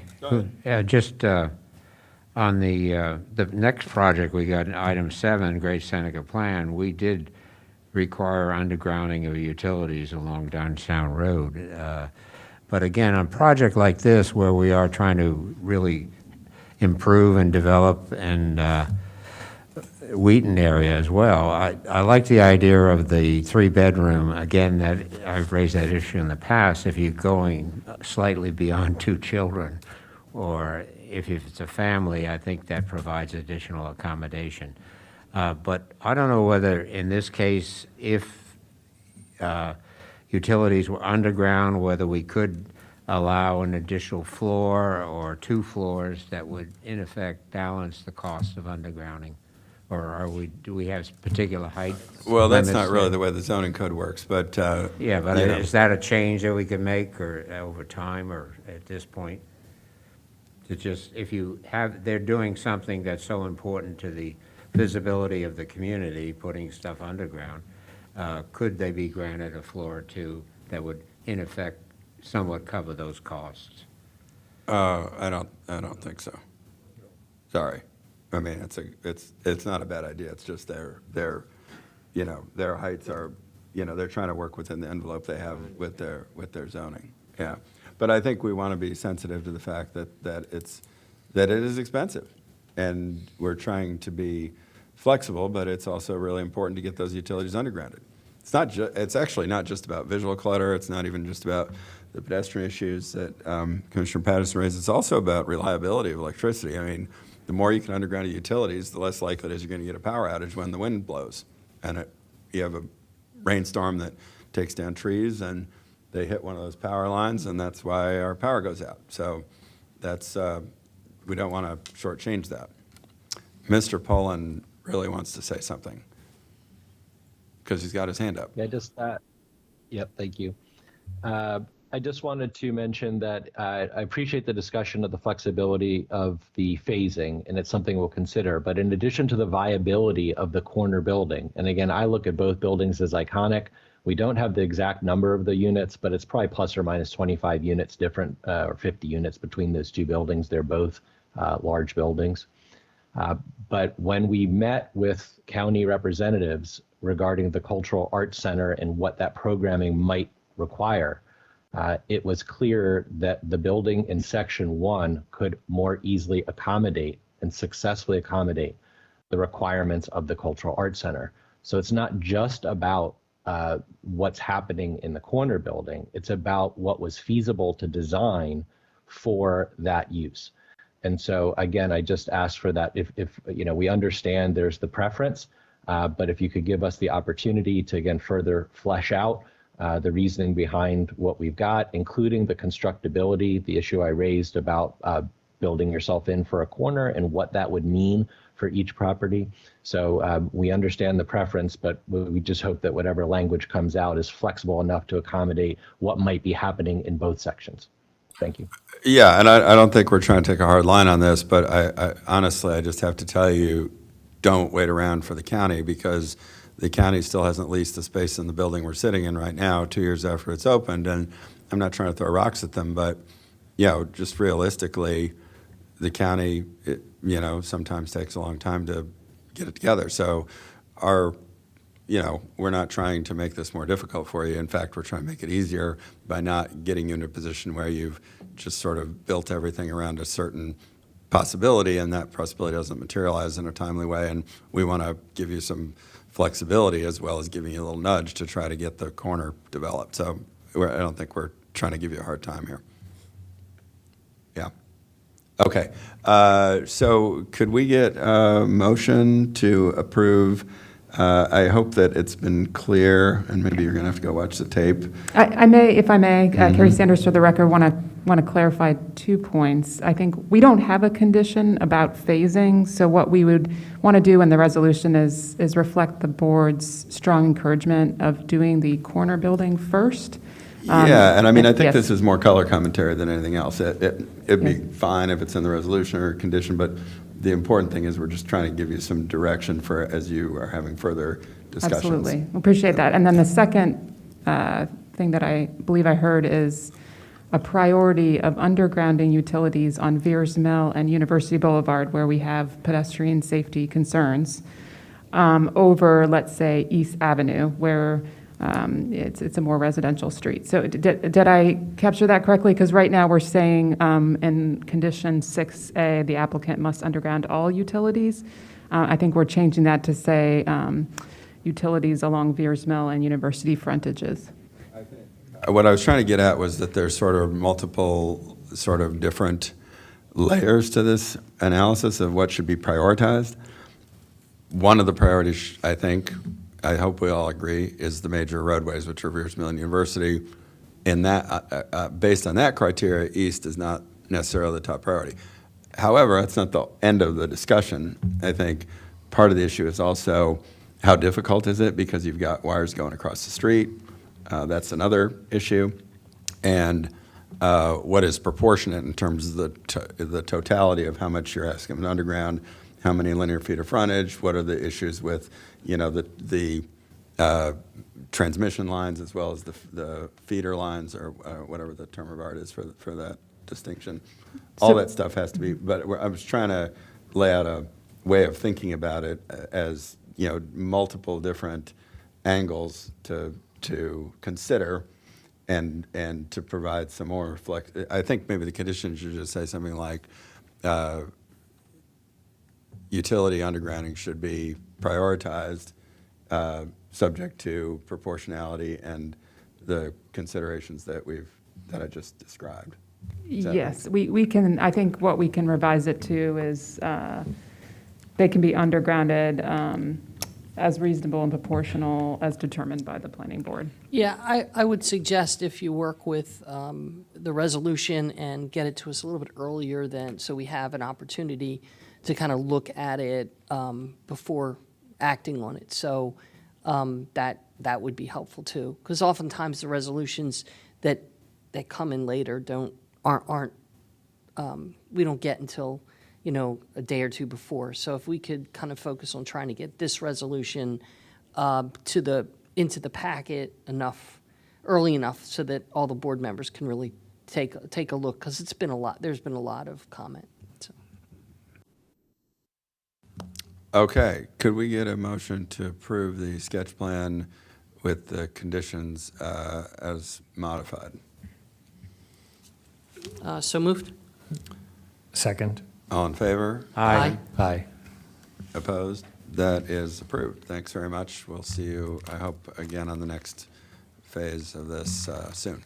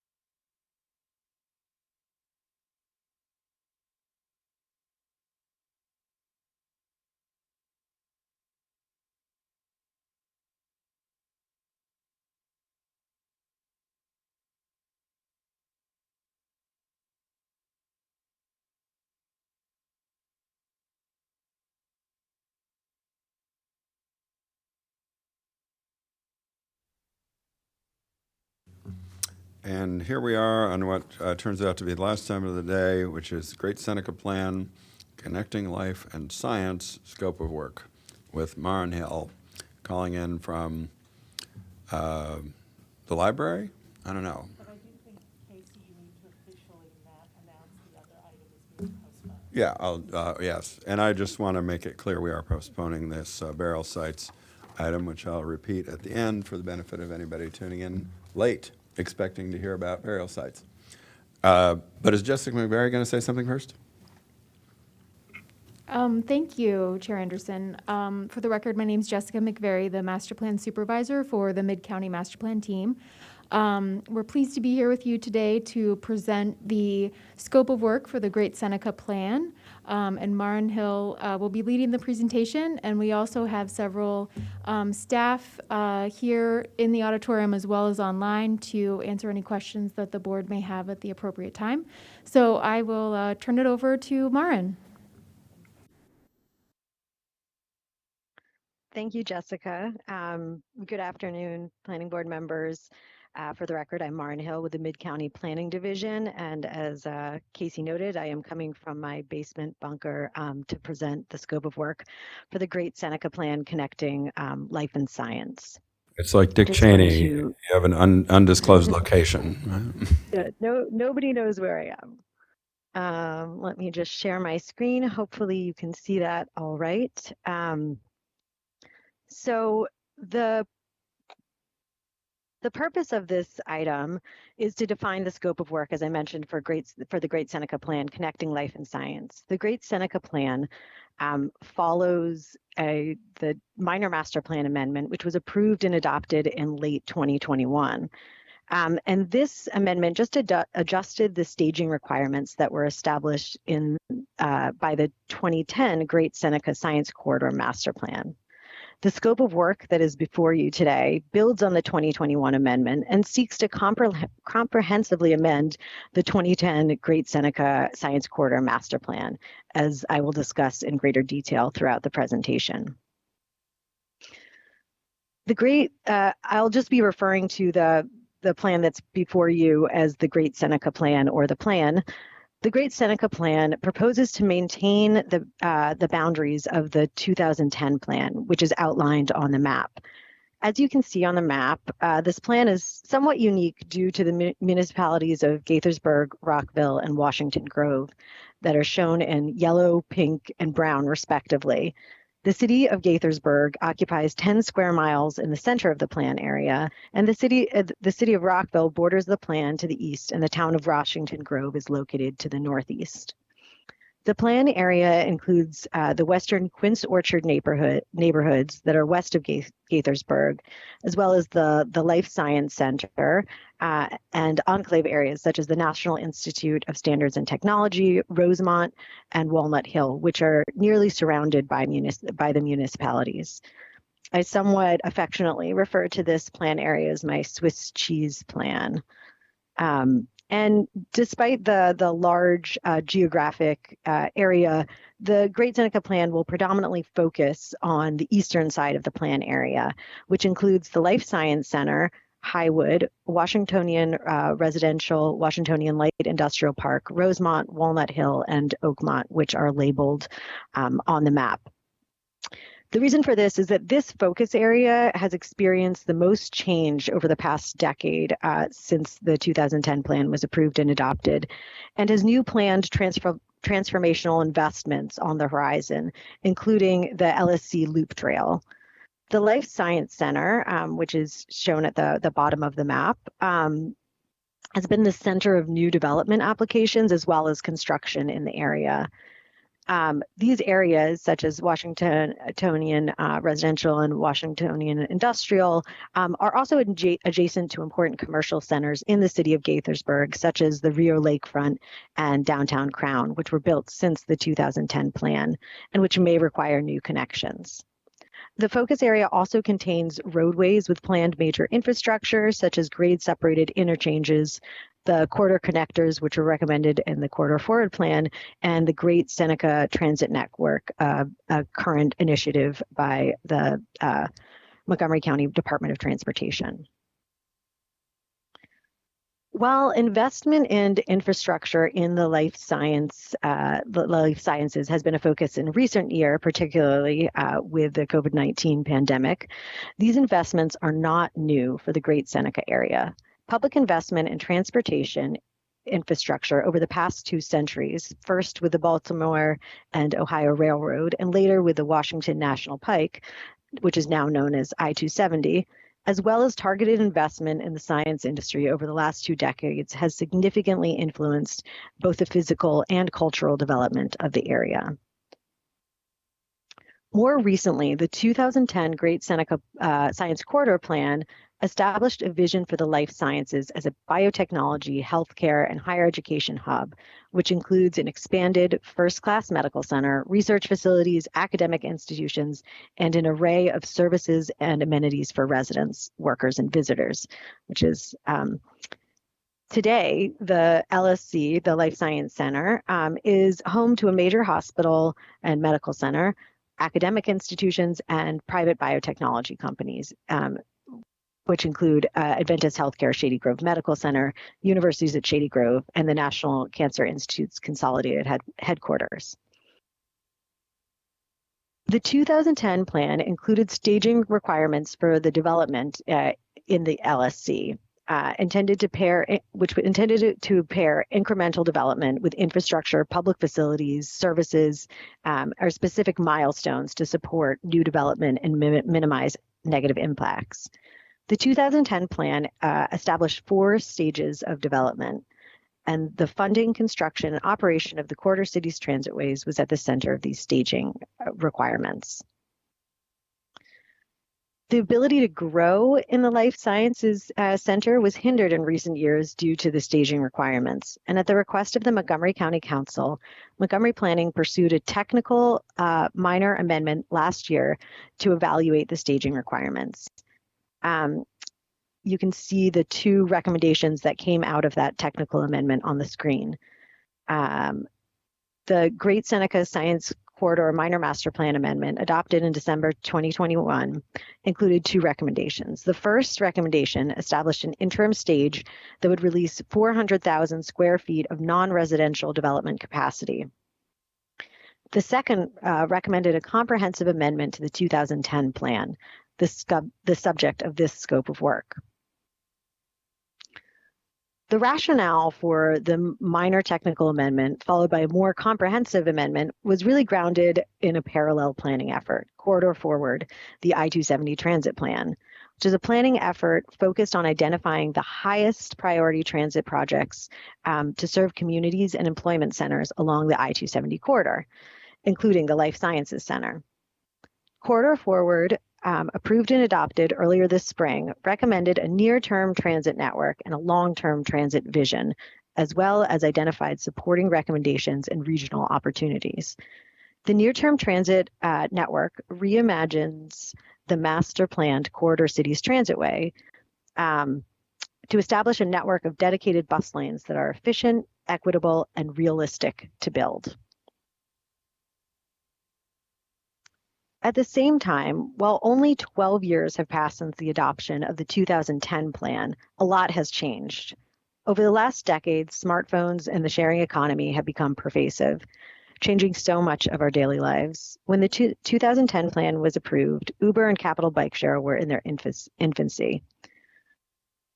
Beyond the technology evolution that has occurred over the past 12 years, the county has also advanced several initiatives, including the Climate Action Plan, the Vision Zero Resolution, Racial Equity and Social Justice Act, and Thrive Montgomery 2050.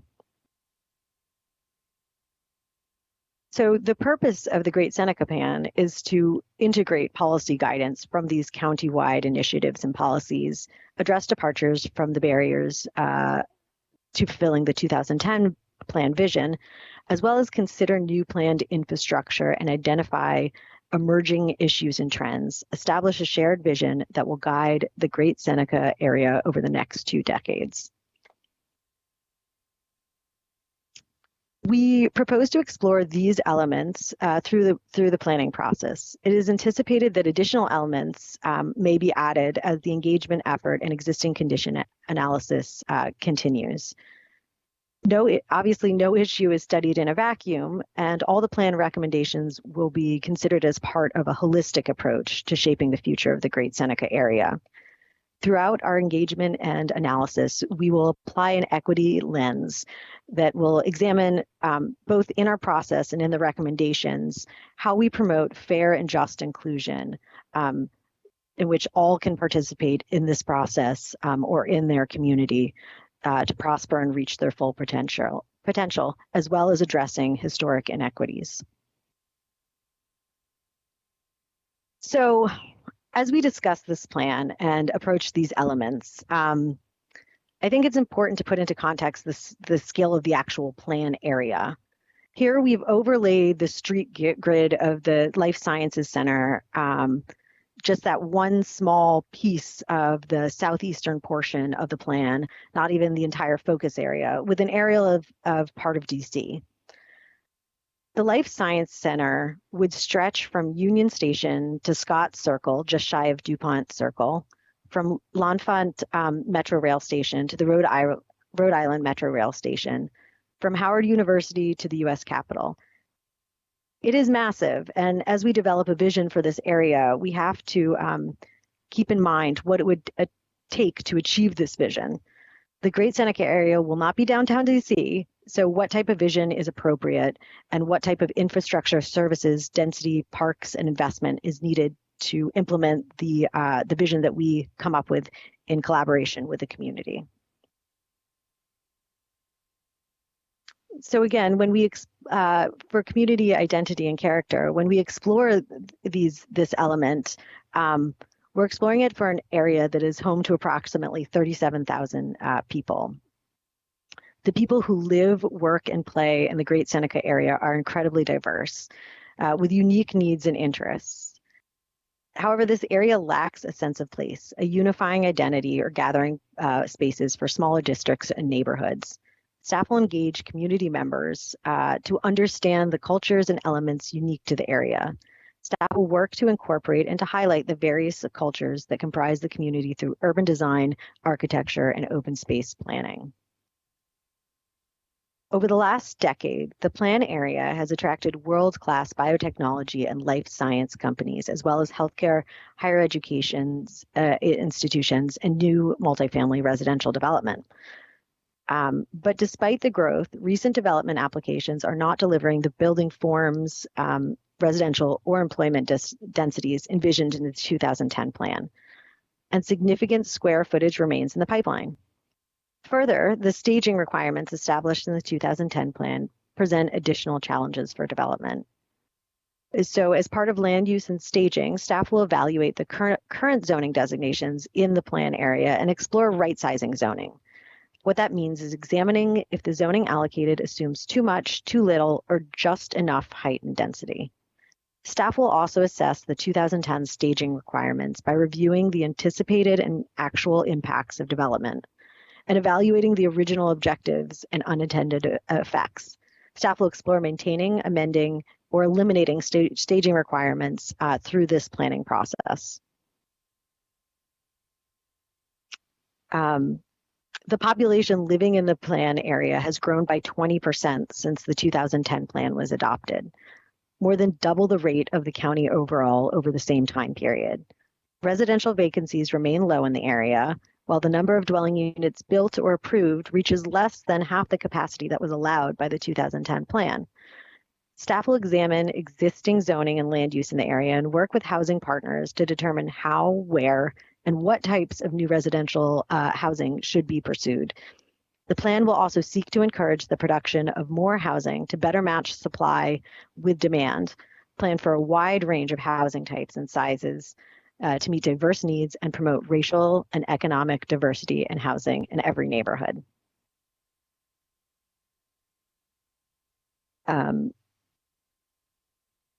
Let's see. The Life Sciences Center contains twice as many private sector life science industry jobs than the rest of the county combined. The industry has continued to grow in the area and remains an important economic driver for the county as a whole.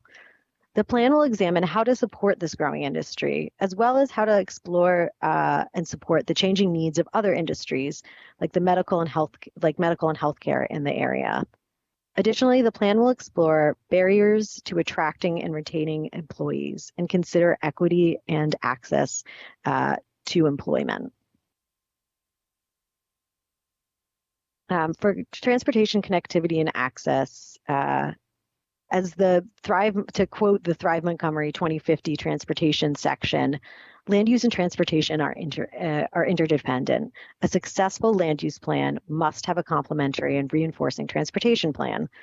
So the plan's approach to transportation will focus on three themes: multimodal access, climate resilience, and social equity, advancing goals set in previous countywide planning efforts. Specifically, the plan will review the 2010 recommendations, including the need for grade-separated interchanges throughout the plan area, integrate corridor forward and Great Seneca Transit Network recommendations, as well as evaluate transportation adequacy according to the Fed Committee guidance, and apply complete street guidelines and Vision Zero best practices. Since the adoption of the 2010 plan, research and monitoring have demonstrated that climate change and its impacts are growing worse. In addition to continued focus on improving air and water quality and protecting and promoting biological diversity through planning, we will explore ways to address climate change, protect and improve human health, and promote environmental justice. Staff will review and update the 2010 plan environmental recommendations and incorporate the county's climate action plan guidance, as well as explore how we can integrate environmental resilience and sustainability into our land use development and design. And just have to give credit to Commissioner Verma for this photo on the right side of the screen of the universities at Shady Grove.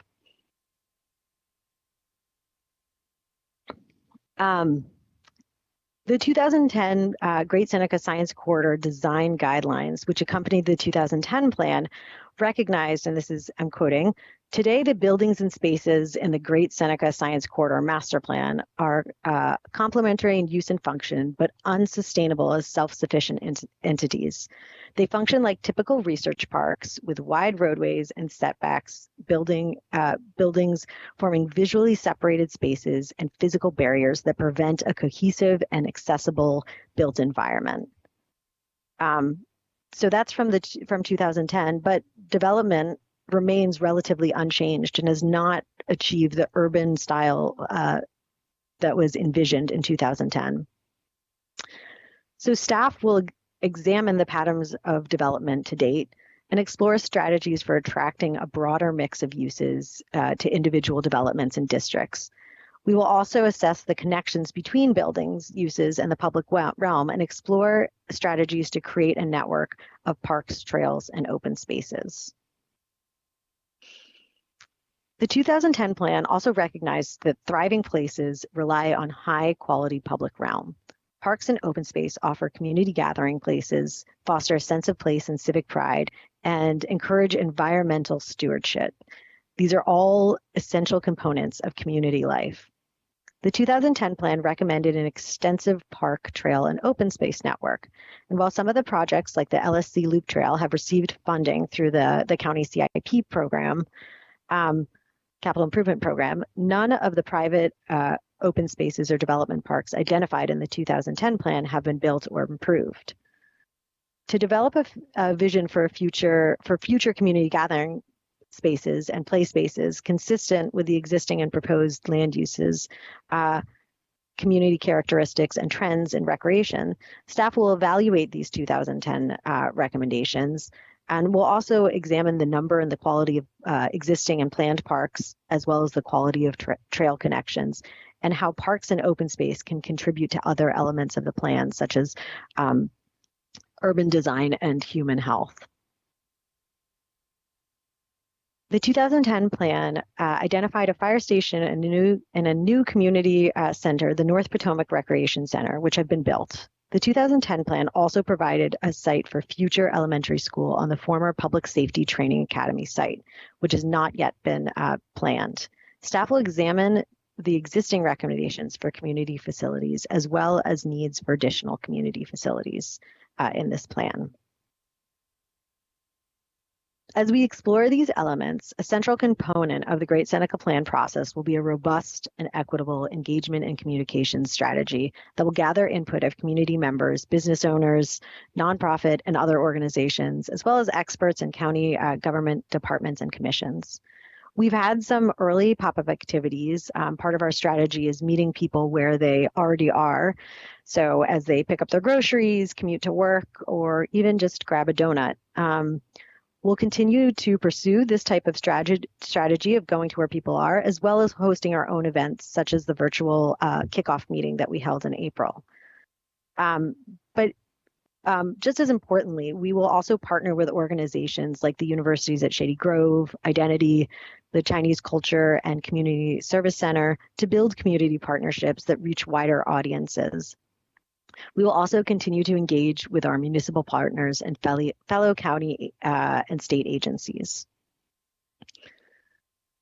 And as we go through our visioning and engagement process, we will have iterative interactions with community members. So this means recording their ideas, concerns, and feedback, and then returning to them and saying, this is what we heard, and this is how we're incorporating it. What do you think? So that it will be a process of back and forth between the community and the planning staff and the community with each other. So this is our proposed timeline for the plan. As you can see, we've been doing plan preparation for the earlier part of this year. We are now in the scope of work in May. We plan to do visioning and analysis over the course of the rest of this year, 2022, and are expecting or anticipating that our preliminary recommendations will be ready for the board in early 2023, bringing the working draft as well as the public hearing to the planning board in spring of 2023. And going through work sessions through the summer of 2023. We anticipate giving the county council, transmitting the planning board draft to the county council at the end of the summer with a county council public hearing in fall of 2023 and working through work sessions through the end of the year with approval and adoption expected in early in 2024.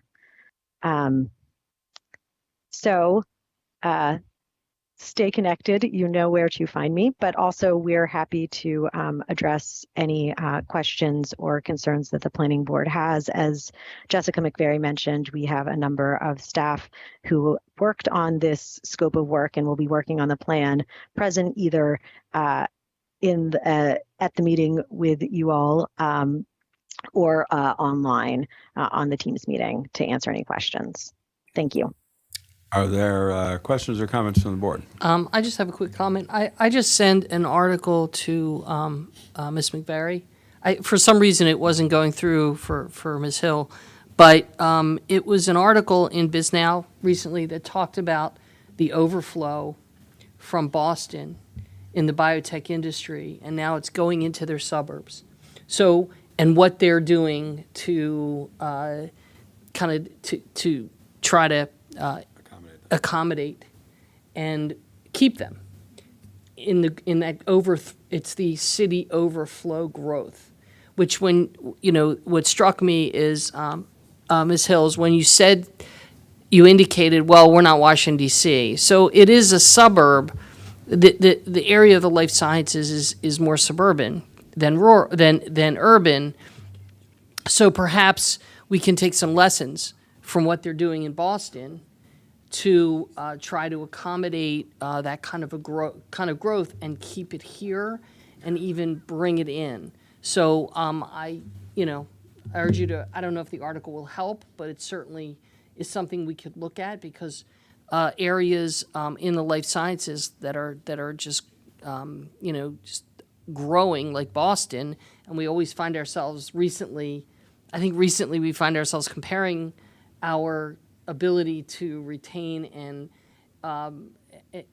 and attract the life sciences in competition with the Boston area maybe we can learn some lessons from that and put it into our plan as well. Thank you, Commissioner Rubin. Yes, I mean, I think that I'll ask Jessica McVeary to share the article with me afterwards. And I think that, you know, as you state, we will be learning from a lot of other areas that that have been attracting life science industry jobs. And I think that also it's important to note that this area is a hub. So when I say it's not DC, it's not to say that in attracting life science industries, we cannot compete with other major cities in this. And I think that Montgomery County in some ways is really unique in its ability to attract so many life science industry jobs that we're seeing that we're on lists with places like Boston and San Francisco that you might not expect to see us on. And I think that part of this also will be Ben Kraft, who's here, has done some early outreach to Maryland Biohealth Innovations. And we are putting together also some ways that we can reach out to life science industries, employers of all sizes to say, you know, what are the struggles that you're finding? What are the barriers? Because there was actually another BizNow article that was also talking about how, you know, not having spaces for smaller startup companies is hurting equitable growth in the life sciences, and how can we support that and make sure that that's part of our program as well. So I think that hopefully we'll be learning a lot more about this through the course of the plan. But thank you for that that lead. I will follow up with Ms. McVeary. I had a couple of observations. So very exciting, and our tour was very nice, you know, just getting a sense of what's going on out there. You know, when I visited Cambridge last summer, first of all, I was very jealous because I saw everything that was happening, the transparency that they've adopted in their urban kind of environment. You could see why they want to be all clustered around each other. And I think we're eventually going to get there. You know, we see life sciences happening, obviously in downtown Silver Spring in an urban environment, which is a little bit unusual, and now we're seeing it at Pike and Rose. So it is going to happen, I think. I think there's an opportunity here to, wherever possible, create that same kind of environment. Right now, it has that feeling of like an office park, right? And, you know, some of that is based on the requirements of the kind of development we're getting, and some people want to have that kind of spacing. And so I recognize it. And, you know, you can't always have an urban environment in a more suburban format, but there is a way to create that sense of place that I think makes it a more attractive kind of place to develop. You know, and I had an idea, and maybe you're already doing this, and I've seen references to this, but I think it would be a good idea to start kind of putting out, or at least our own internal research to the extent that we have capacity to start, to the extent that we can pre-approve these kind of spec buildings where, you know, we always hear that the timing is what causes people to either go to Frederick or another place in the country. If we have the capacity to kind of like pre-approve or have some sort of you know, block set out to like, hey, this is what you can do here. This is what we've already kind of envisioned. And maybe we've already done that, or maybe that's part of this plan. But I'm trying to think of ways to really get excitement coming here so people know that, like, look, this is what we know for sure can be built. And of course, the design has to still go through our process, and there's, you know, transportation review and all of that stuff. But I'm just trying to think of ways of like, how can we really let people know that this area is ready. And I think what we heard from our tours were concerns of just always uncertainty of, you know, what would happen with a particular parcel. Do you have any thoughts on that? If I may, Carrie Sanders for the record, Chief Mid-County Planning. I think this is a great point that you bring up, Commissioner Verma. We understand that life sciences development has a very strict time frame, and there's a lot of design considerations as part of that time frame as well, in terms of how the building needs to be laid out and the height and the width and that type of thing. You know, one of the things that we learned from working on the Advancing the Pike District study was, and we interviewed a lot of property owners as part of that project, to increase certainty, having like a really helpful urban design framework that sort of lays out options for sites, that helps applicants, because then they can say, well, we've already, you know, with these urban design options, they've already been vetted with the community, they've already been run through the property owners and now and the staff. And so when we go to redevelop, we can lay out our site with these urban design frameworks in mind. And so it almost, it really helped, I think, get some of the projects going in White Flint that hadn't been moving ahead when they saw this different frameworks. I think Rose Village is a good example of that, which essentially came in for a sketch plan that was based on this urban design framework that we had done with the Pike District study. So I think replicating that model for this project might be really helpful, and that's something that I know Marin and Aaron Savage, who's working on the urban design, as well as Natasha Fahim, will be doing as part of this project. And we can definitely work with the applicants closely through that to hopefully speed up what you describe as like this process. It's the building, but it's also the layout. And so like getting that layout figured out early saves a lot of time. And we might be able to have some assumptions at this point Yeah. with regards to, like, for instance, the mechanical and HVAC, where we know typically we're seeing like you need another, 15 to 20 feet on the top, or you need this kind of structure for loading, or, I know every building is different, but there are some patterns I'm sure that we start to see that we can say, okay, this is what we think you can do here. And maybe even having some massing ready for them to look at. Just something to give them. I find so much of this market is psychological in terms of there's always an uneasiness when people are trying to go forward with the project. And to the extent that we can provide as part of this plan and going forward, some sort of general framework of like, hey, this is what, we're not going to guarantee anything, but this is what we're seeing, and putting it out there, and I think that's going to be helpful. Thank you for the presentation. I have to agree with Commissioner Verma.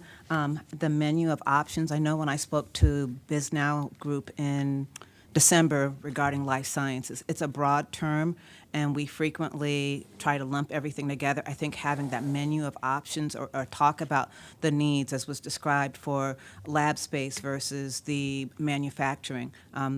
We see a lot of spec out in Pike and Rose, Germantown, to some extent in Gaithersburg. And we find that most of the concern has to do with, is a little bit different. So with those who are doing the labs, they need to know, can they, as was mentioned before, can they have that additional space for the water filtration and cooling? But for those who are doing the actual manufacturing, their concerns are, do they have the capacity? And more importantly, which is beyond our control, is do they have the approval from the regulatory agency that they've applied to?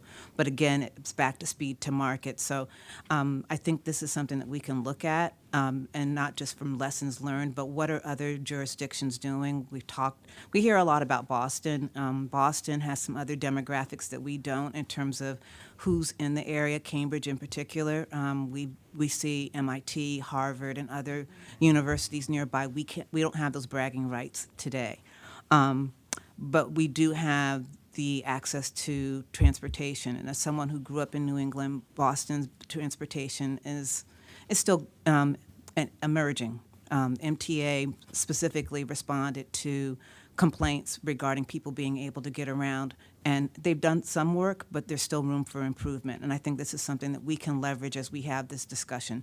The proximity to Metro, the proximity to our public transit, but also looking at what this means. I talked about R&D and I talked about the lab space, but there's also the computational computing aspect and what that means and what the requirements are in terms of the type of site that's built. The computers, again, need the refrigeration or cooling, but they also need to make sure that they can support the equipment that's there. So again, I think there's opportunity, and we should look at, I know San Diego was mentioned recently as well, but their background is more on the lab and manufacturing. The Salk Institute is near there. So again, just keep that in mind as you move forward. We may not have Cambridge, but we've got Hopkins, and we've got University of Maryland, and we've got, so I think that we talked about this actually on the tour, is that broadening some of those opportunities as well to the fundamentals. In addition to the transportation, I think that was a great point. But you know, we could help create through the plan that pipeline of, you know, the learning, the workforce to the, you know, to the actual, organizations, and provide, you know, we encourage that kind of interplay and access for a workforce that would work. So we may not have Cambridge, but we've got Hopkins, and I think we should work with them, see if there's other ways, and also you've got the universities of Shady Grove that are right there, and focusing on what kind of programming they can encourage. So that's another area that I want to make sure. I'm sure you're already thinking about that, but if we can focus on that a little bit on the plan as well. In other words, I'd like to see this as a economic development plan as well as a land use plan. Thank you. And I just wanted to add that also Montgomery County Community College, Germantown, offers an associate's degree in life sciences. So one thing that we saw that was really interesting is I think we tend to, as Commissioner Patterson said, lump the life sciences together and also think of what the jobs are that are available through life sciences. And it's actually quite diverse, or more diverse, and there are lots of different entry points at different experience levels, educational levels, which I think is very encouraging as well. Jerry Sushi, I have a few comments. I've lived in Boston, and I've lived in this area that we're talking about since about 1969. We're in the city of Rockville. I noticed you mentioned this little Hillwood piece that's part of the city of Rockville. There's a couple pieces that are south of 28. Interesting whether you're talking with the city of Rockville. They don't quite reach this, but they certainly have a role to play. Again, if you're going to house people that are working there in housing, so cooperation with Rockville would be great. I think in about 1980, when I was with MCDOT, I took Great Seneca out of engineering and moved it into planning because of all the environmental coordination that was required. Is this road now under state jurisdiction? It has the Maryland 117. Is it a state highway now, or is it still county, MCDOT? Do you know? It's a state highway. Yeah, that's what I thought it got transferred at some point. But again, just one minor thing I mentioned it.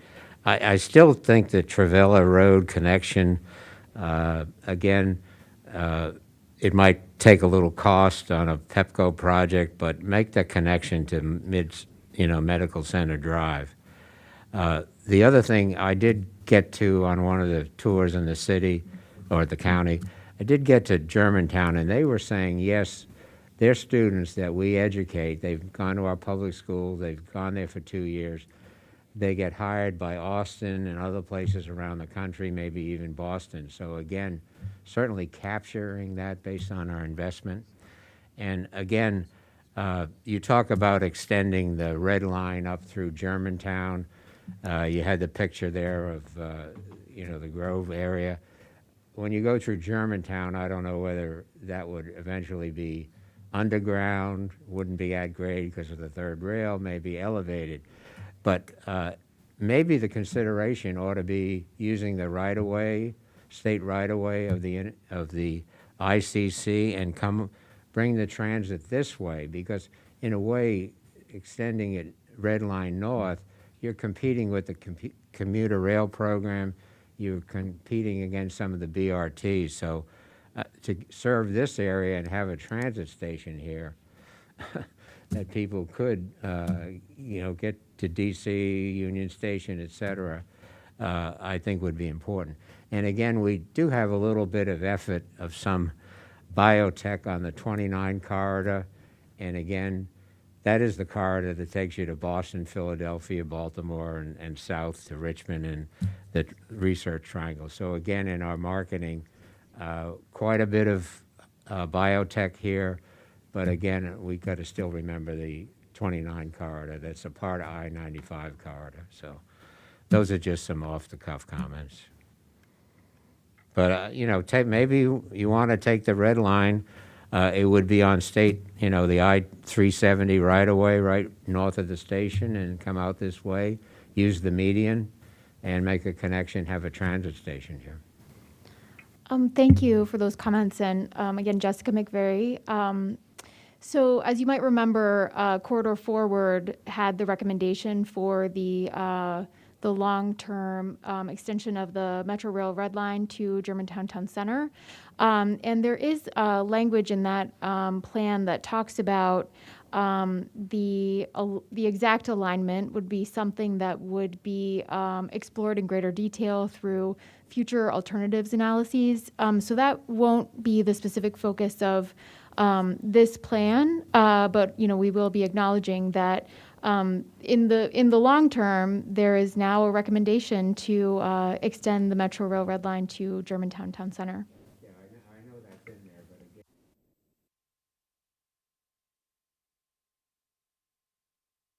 again. Background has been, we're trying to, and I was involved with Metro recommending for Secretary Volpe to the Congress that we put the money into Metro from interstates in D.C., and that gave it a real jump. But again, you know, kind of look at what the state is trying to do. There's been issues on Metro.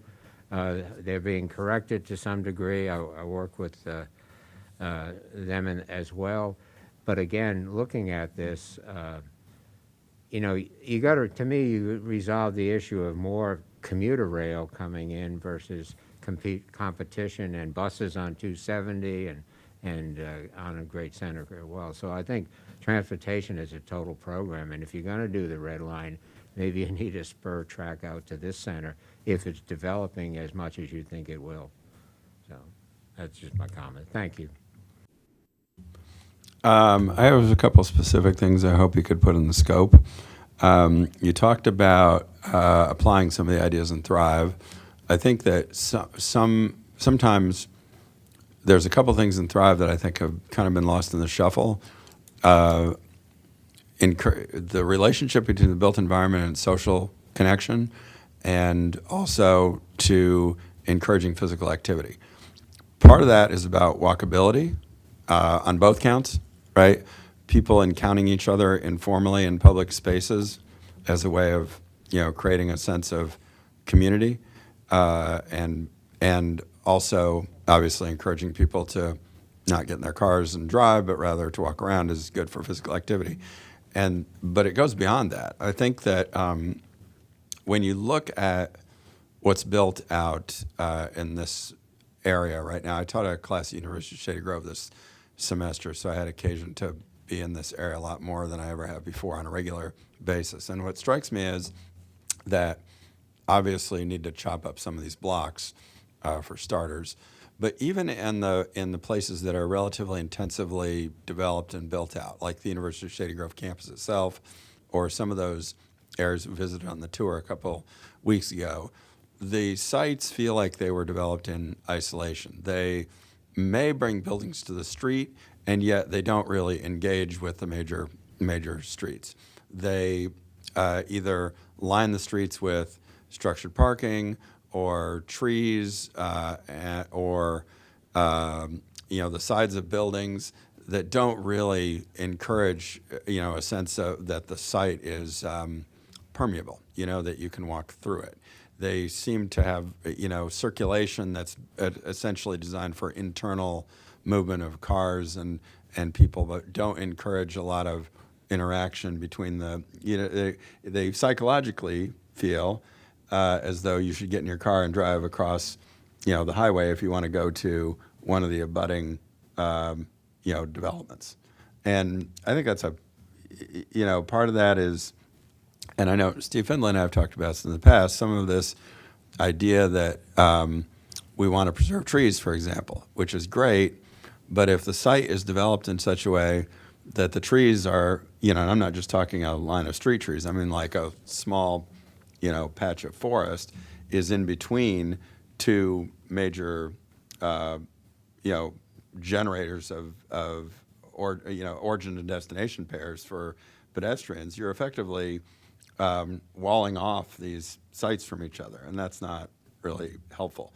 So I hope that you can give some thought into operationalizing and elaborating in more detail what it would mean to address the fine-grained aspects. There's that planning department bingo for you, fine-grained analysis, right, Gwen?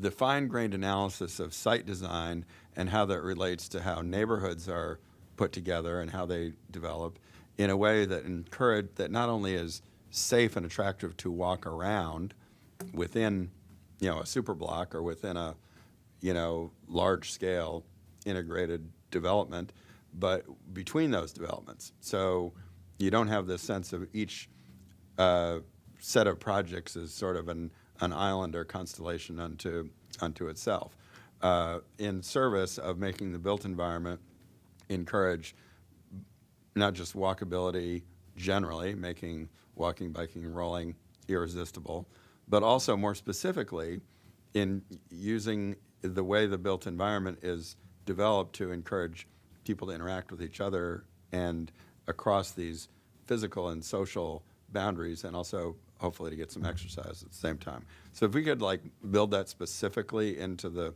scope, and I would love to see in the plan some specific discussion of not just the sort of general way we talk about this in terms of walkability and mid-block connections and urban design, bringing buildings to the street and integrating with the public realm, but to connect that to these objectives of social connection and physical activity more explicitly, and to try to bake that in and make this the first plan that considers what that really means in concrete terms as you consider development applications and how you think about planning a community. Because this whole area has a lot of stuff, but it's not hanging together very well. And I submit that one of the reasons is because those ideas were not sufficiently elaborated with a degree of specificity that would allow you to really think through how those things could be achieved more effectively in the course of considering some of the development that's already happened. You like that, Maren? I did. I think that, thank you, Chair Anderson. I think that you'll be encouraged that this has been a major topic among staff as we've gone through our initial kind of pre-planning stages and been recognized by the master plan team as well as our colleagues in the regulatory department as an issue that we need to address. And I think Erin Savage and Natasha Fahim and Atul Sharma have also pulled together some precedents of how we can think of some of these campuses using examples like San Diego. A number of our staff were out there recently for conferences, and other areas that, in some ways have a similar built environment with some of these campuses, but they've managed to make the campuses feel more porous and more public than how some of these areas in Great Seneca feel, even if they're technically open to the public. So I think that will be something that definitely has been on everyone's mind as we've discussed the plan. Fantastic. Yeah, I mean, it's a synthesis of some of these ideas about walkability and 15-minute living, and as well as social connection, physical activity as end, ultimate objectives. Because when I go out there to this class, after the class is over at 9 o'clock, I have zero temptation to walk around the University of Shady Grove. I just feel like I'm going to get to the parking garage with my car and get out of there. Not because it's unpleasant. It's a really nice campus, but it does not invite people to linger. It doesn't feel like there's anything nearby. There's no wayfinding. You really feel like you are on the dark side of the moon. And it's just, the whole neighborhood just feels dead. And it's really unfortunate because there's so much stuff out there. it's not because there's not a critical mass of activity and people. It's because the way it's been developed up to this point just fails to integrate all those things in a way that accomplishes those objectives. So I'm glad to hear you're thinking about that. Yeah, and I would add that we definitely hear what you're saying, and I think we've been thinking about this not only from the design perspective, but also from the transportation side, because we've seen examples of suburban areas like this that are excellent job centers, that it's so important for the economic health of the county, but they also have a really nice connectivity by bike. And sometimes the walking distance are a little harder because of sort of the nature of things, but by bike you can really have a nicely connected situation, particularly for those that live in the plan area that want to bike to work, or they want to bike to, let's say, Crown, or they want to go to Falls Grove. So we're really looking at ways that we can integrate a better bike infrastructure to the area, as well as crossing of these major roads. And so I think we're going to be tackling that too, because we really want to make sure that it's an area that you can walk and bike. Fantastic. I look forward to what you come up with. If there are no other comments or questions, I would like to thank the staff for the work they've done so far and adjourn. Thank you. And just to reiterate, we are rescheduling the burial sites update to next week. So same bat time, same bat channel. May I ask, did you vote to approve the scope of work? Can we get a motion to approve the scope of work with those modifications that I just described? So moved. Go ahead, Carol. All in favor? Aye. Aye. Opposed? That is approved. Thank you. Thank you.